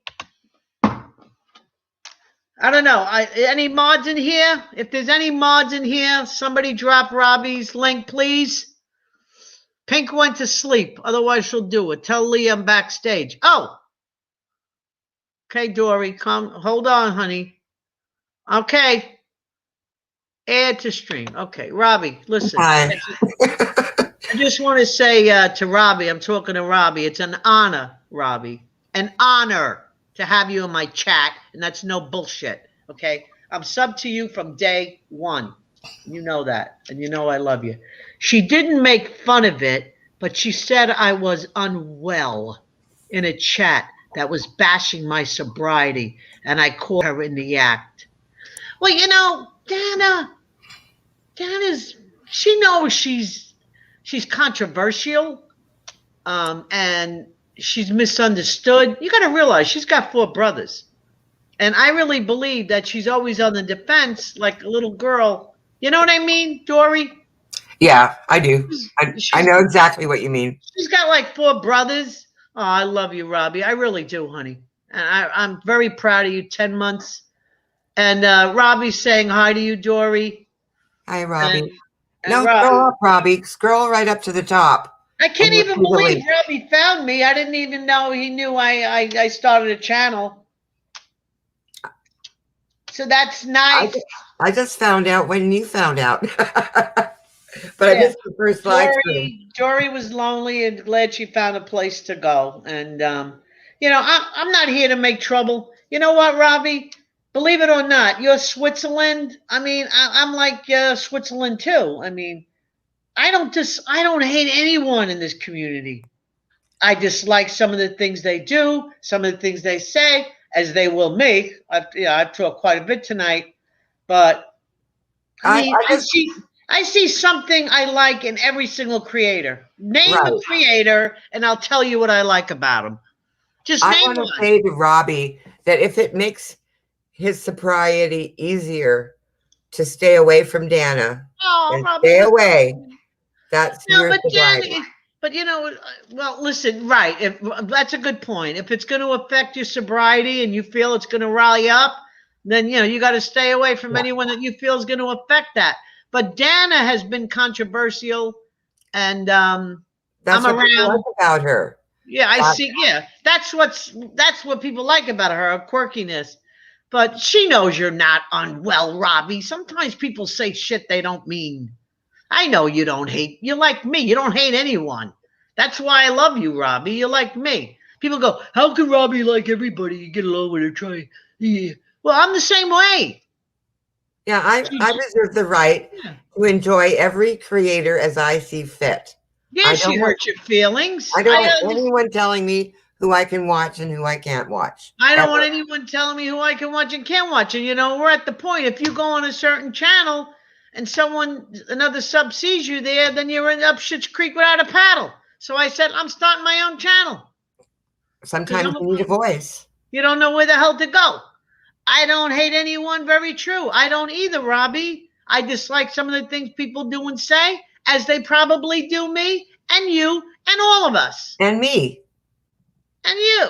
So, it's not a big deal. How do you like my fan, Robbie? I like your little bow. Nothing like wind blowing. I like your little bow on your blouse. Yes, I made a little bow. How do you like my 70s earrings? Lovely. You remind me of Cher. Uh-huh. When I was young, people used to ask me for my autograph. They thought I was her. And then Grace Slick. You're Grace Slick. When I used to hang out in the village. Yes, it's her. It's Grace Slick. Jefferson Airplane. I always would be people thinking I was somebody famous. Right. He Studio loves 64. Did you go there? Is it Studio 54? Oh, I used to hang out in front of it, try and get in, hold your friggin' breath. But I've seen a lot of movie stars walk. No, that was, you couldn't get in unless you were a movie star. You had connections. You had to be famous. But I hung out at where the line was. And you know who I saw? Oh, come on, help me. What's her name? She started when she was a little girl with her father. Come on, Robbie. How could I forget her name? Her father. Oh, Paper Moon. Right. When I saw her in person, I almost collapsed. She was like Jodie 5'10". Foster. She got out of the limousine, and she had to be at least 5'10" in flats. Ryan O'Neal's daughter. Yeah. Jodie Foster. Yeah, Ryan O'Neal's daughter, right. She was in Silence of the Lambs. And then I used to hang out. You know the movie Saturday Night Fever? The guy that was the DJ in Saturday Night? I used to hang out with him down in the village. I forgot his name. See, I'm from the West Coast, so I only saw the cheesy movie stars like we got Marlon Brando and we got Rebecca Del Real. Thank you for coming in, Rebecca. I don't even know how many people are in here. I don't know. Well, I had no idea how to get on the StreamYards, and I noticed that you can't tell how many people are in the room. You can't see how many subs. You can't see nothing. yeah, I know it's terrible. The StreamYards is not so good. So when I fell off, Where'd you fall? I fell off the StreamYards. Oh yeah, yeah. I got up out of my chair and I went to check on those kittens, Oh, making sure the mom was still feeding them. oh. And I came back and I grabbed my phone and it knocked me out. Can you get one of those kittens and put it on the screen? Yeah, I was going to take my phone over there, but yeah, I'm going to bring one over. Oh, let's see a kitten. We're gonna see a kitten. We're gonna see a kitten, people. Happy to find me. Thank you, Rebecca. Let me tell you, I appreciate all of you. God bless you. Mwah, mwah, mwah. Gonna make you all a nice plate of macaroni. Yeah. Or It's the cutest thing ever. Here we go. We're gonna see a kitty cat. Hang on. How do I get her? Oh my goodness. Oh, look at the, oh my God, look at that. I'm trying to get her. I see nothing like a little kitty. Aw. Aw. And did you name her or him? They're 3 weeks old. Aw. So she's just barely opening her eyes. That breaks my heart. I have 2 cats buried out here in the yard. Oh, I can't. No more. That's enough. I'll start thinking about Toby. I get like all teary-eyed. One day I got to tell the story of my cat because no one's going to believe it. Beautiful. I love cats. I know. You can give canned food and water. Robbie probably left. Mwah. Thank you for coming in. Mwah. God bless your sobriety. God bless you, Robbie. I love, I don't know if he's still listening. He's probably gone. But I remember, when he does the cards, he had pulled a card for me. And I wish I had that clip. But I don't know how to clip shit. But anyway, it was right on. I wanted to say, Robbie, you're onto something. You're getting intuitive. I mean, what he read me was to the T. It was absolutely to the T. Yeah, the card he pulled for me was the card of death. Whoa! Which means like changing yourself, reevaluation, all of these things, right? Because I'm going through, I've had that card before. Every like 10 or 15 years, I practically have to change my whole life and the way I think and do things. So could you say that again, darling? I was reading a chat. I didn't want to miss it. Can you repeat that, darling? They're puffing on your. Well, no, it's like I said, I'm new to this. So let me just pop up the comments. Is that your CBD oil? Oh no, darling, I don't do that. Oh, okay. I was just checking. No, you want to know what? I'm on 0 nicotine. This is 0. Okay. And they make it custom for me, so hopefully I'll be off this soon. Dory can go out and listen for a meow. Aw. I don't know where the other kitten is yet. Have you watched Whiskey OG? He is just a great singer. No, I haven't. I was a great singer. My daughter has a performance degree. My daughter's unbelievable. Lee's an entertainer. I was an entertainer. My daughter is officially an entertainer with a degree in performance, and she performs in the theaters and all that other good stuff. And my daughter's in the dubbing studio. A lot of the cartoons you hear, and my daughter's doing a Spanish novella now. A lot of the cartoons, my daughter's voice is in them. They're starting to come out now. She's working for 3 studios, plus she's a music teacher, plus she's in the theater. I mean, she's a busy lady. I'm very happy. My son is very successful.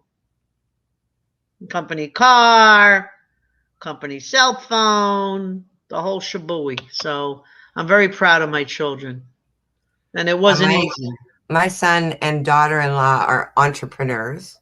And so they do assortment of things, but they work for themselves and always have. My son used to be own his own restaurants. Nice. And then when he got married, they were going to stay in Vancouver, but one thing led to another, and he ended up going down to Los Angeles County and living there, and he had to work under the table, so he became an entrepreneur. Well, I'm happy my kids are here in this state I'm in. And he's got his green card now that Biden's in power. He had to wait until Trump listen. I don't care who's president. I'm going to respect whoever the hell the president is. I don't Right. care. That's Right. the I'm just saying that was American the only way. good thing that But the happened gas for went us. listen, I have been in quarantine. I had my 2 shots, right? I didn't fill my car with gas since last January. Would you believe it?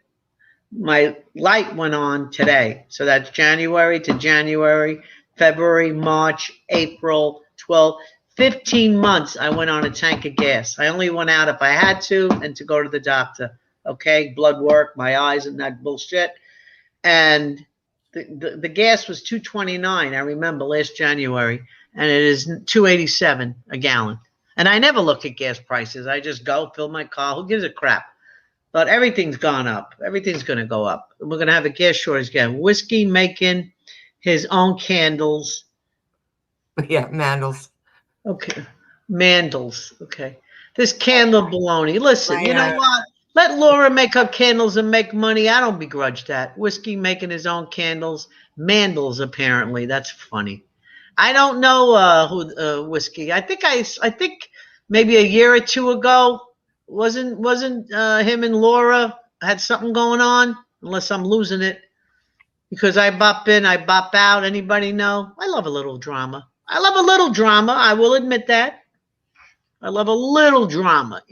Whiskey OG, he is just a great singer. Great. Well, maybe he'll pop in and sing a song for me. Right? Whiskey making his own candles. That's good. Hey, Lee, great to see. Okay, what does this say? See, when I hit it, it disappears. Hi, Lee, great to see you. Have a channel. You are awesome girl. Yeah, girl. Big fan. The Archive. I don't know who you are, The Archive. I don't know if I've ever seen you before. If you have a different name, well, whatever. As long as you're nice and here and respectful, it's all good. He's teasing her. I'm being teased. He's OG. Yes, that's him, Lee. All right. Oh, okay. All right. So there was a little something maybe going to go on. Okay. It's all a joke. It's all a joke. Yeah. But no, I mean, I wish Laura luck with her candles. I mean, I got nothing against anybody. Okay, let's see what this is. Okay. Bit of a lurker. Oh, we spoke before. I was on another channel, and you were so kind and lovely to me. I was going through a tough time on here. Well, hey, this is what I'm here for. I'm 71 years old. I've been around the block. If you scroll way up, the link will be there. I don't know how to drop the link yet. So if you want to come up and you want to tell your story, go for it. You're more than welcome to come up on panel. And if you don't want to know who anybody is, you go like this, and you go like this, and you go like this, or you stop cam or whatever. Okay? But you're welcome to come up. I can just, here, I'll stop my cam. And I'm a little circle now. Yeah, because some people don't want to. You taught me, believe none of what you hear and only half of what you see. That's right. That's right. That's right. That's right. That's right. My dad taught me that when I started kindergarten. When all the gossiping's going on in the corner and all the kids are fighting and everything else, it's gossip. In other words, he means gossip, But I mean, if someone's telling their biography, which I have a library full of biographies, here I'll tilt.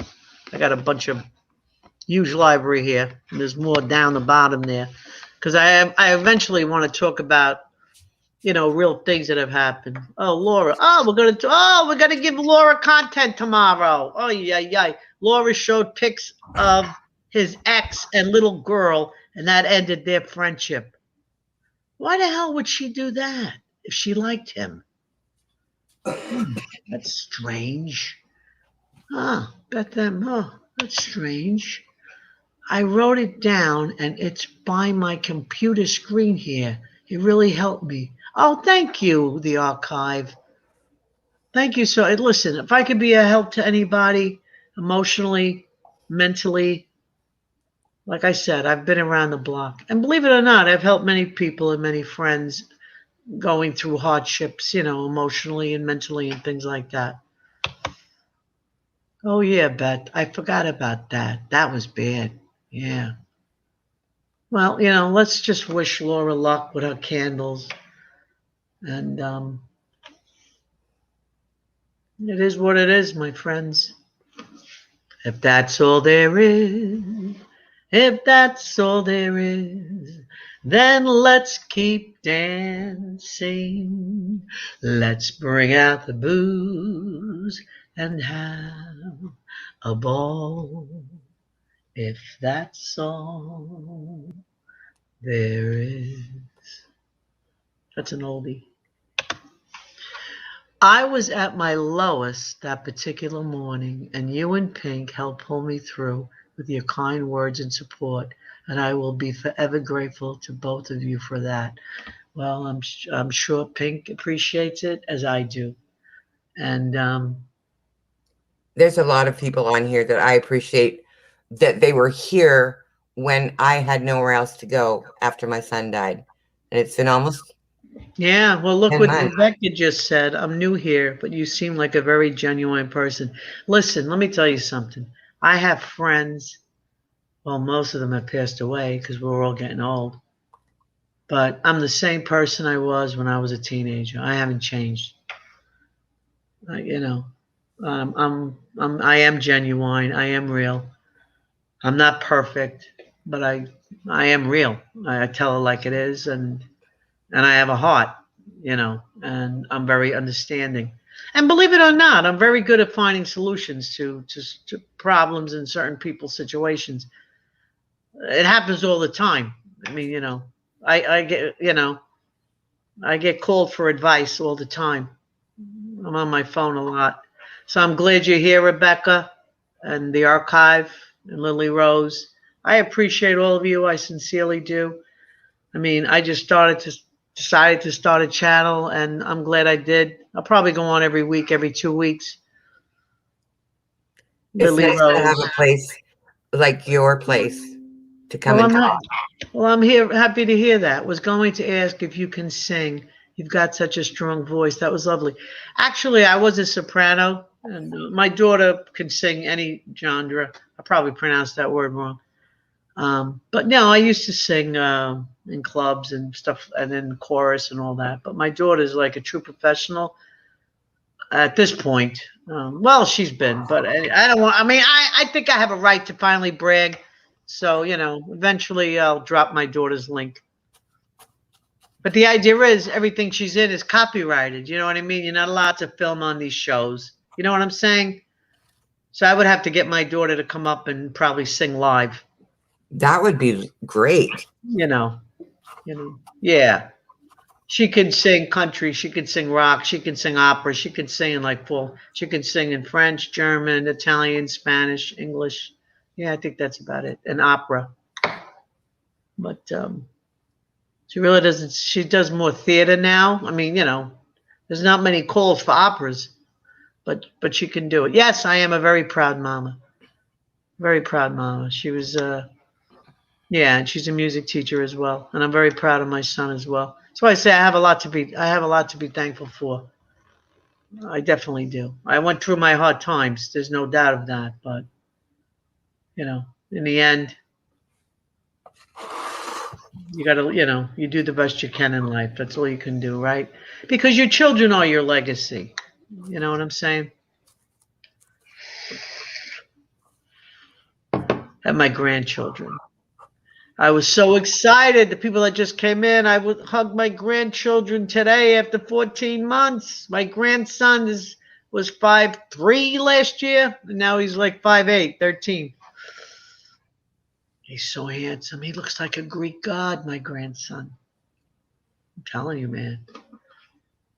I said, do you know that you're handsome? No, Grandma. Yeah, right. Yeah. That's so wonderful. She sounds amazing. That's an impressive list of talents. No, really. And she can direct an orchestra. Right now she's in Victory Dolls. And of course, because of COVID, but they're starting to do the shows again. She's one of the Victory Dolls. She closes the show. So you can check Victory Dolls. Like I said, I don't know how to drop links or anything. And then I have, I got to ask about copyright infringement, but I think I could put the commercial of Victory Dolls on.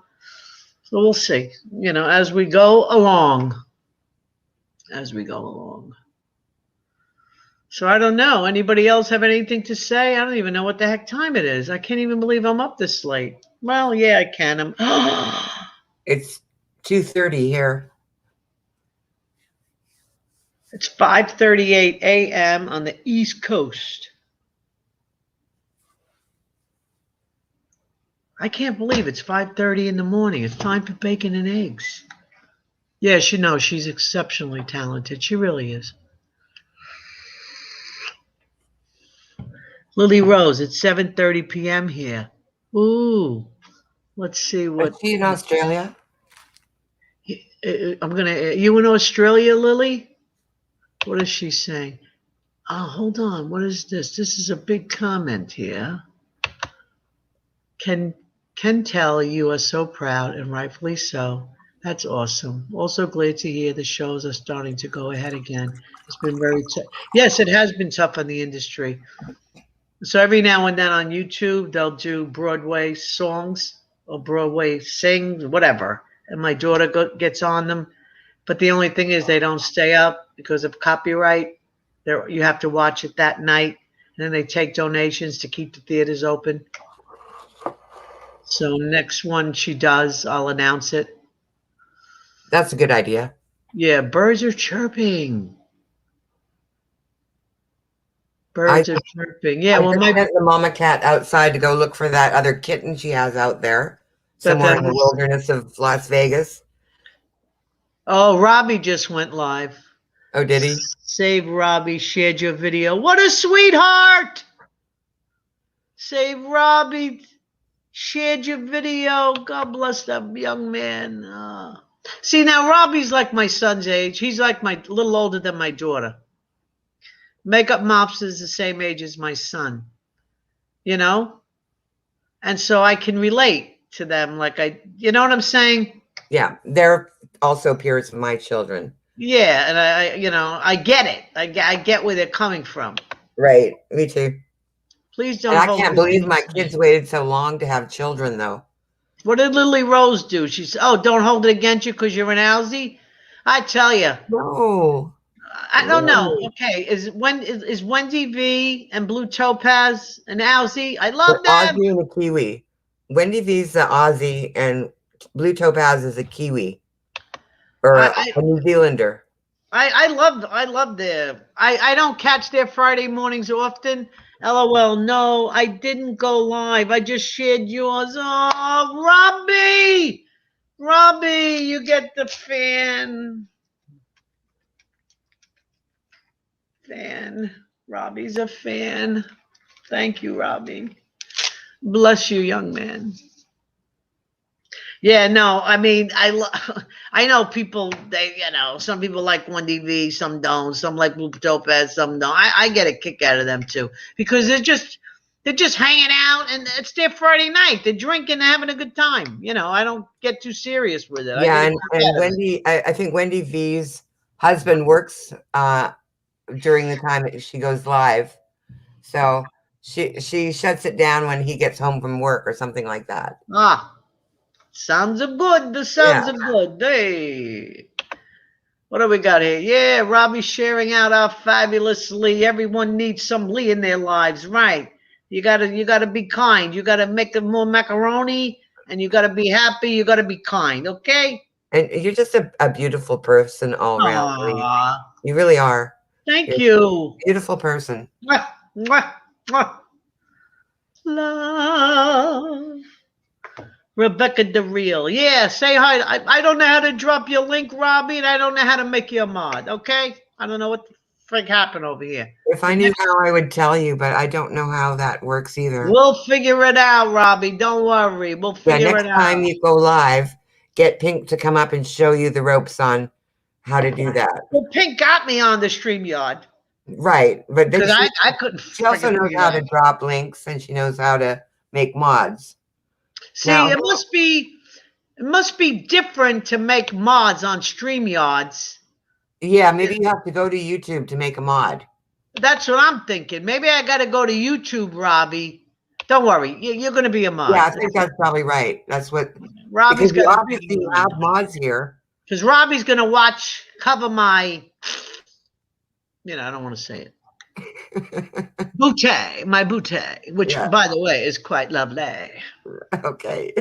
One of my assets, so to Yes. speak. Everyone, and I got pretty toes. If I had my phone, I would drop the link. I know, but I don't know. I know I made mods. I can't tell who's mods, who's not mods, but I did make mods on my first night. And I'm just so thrilled to death Robbie is here. I mean, it's just like, woo! It's just terrific, it's terrific, it's terrific, it's terrific. I can't believe it. So anyway, I mean, I think it's time to hit the road. Hit the road, Jack. Don't you come back? No. Yeah, that's what I was saying. Yeah. Did you just tell him to get the... No, I said, hit the road, Jack. And don't you come back no more, no more, no more, no more. Hit the road, Jack. And don't you come back no more. What you say? Hit the road, Jack. Yeah. Okay, I can take a hint. No, I mean, did you just tell him to get the F out? No. Yeah. 50 ways to leave your lover.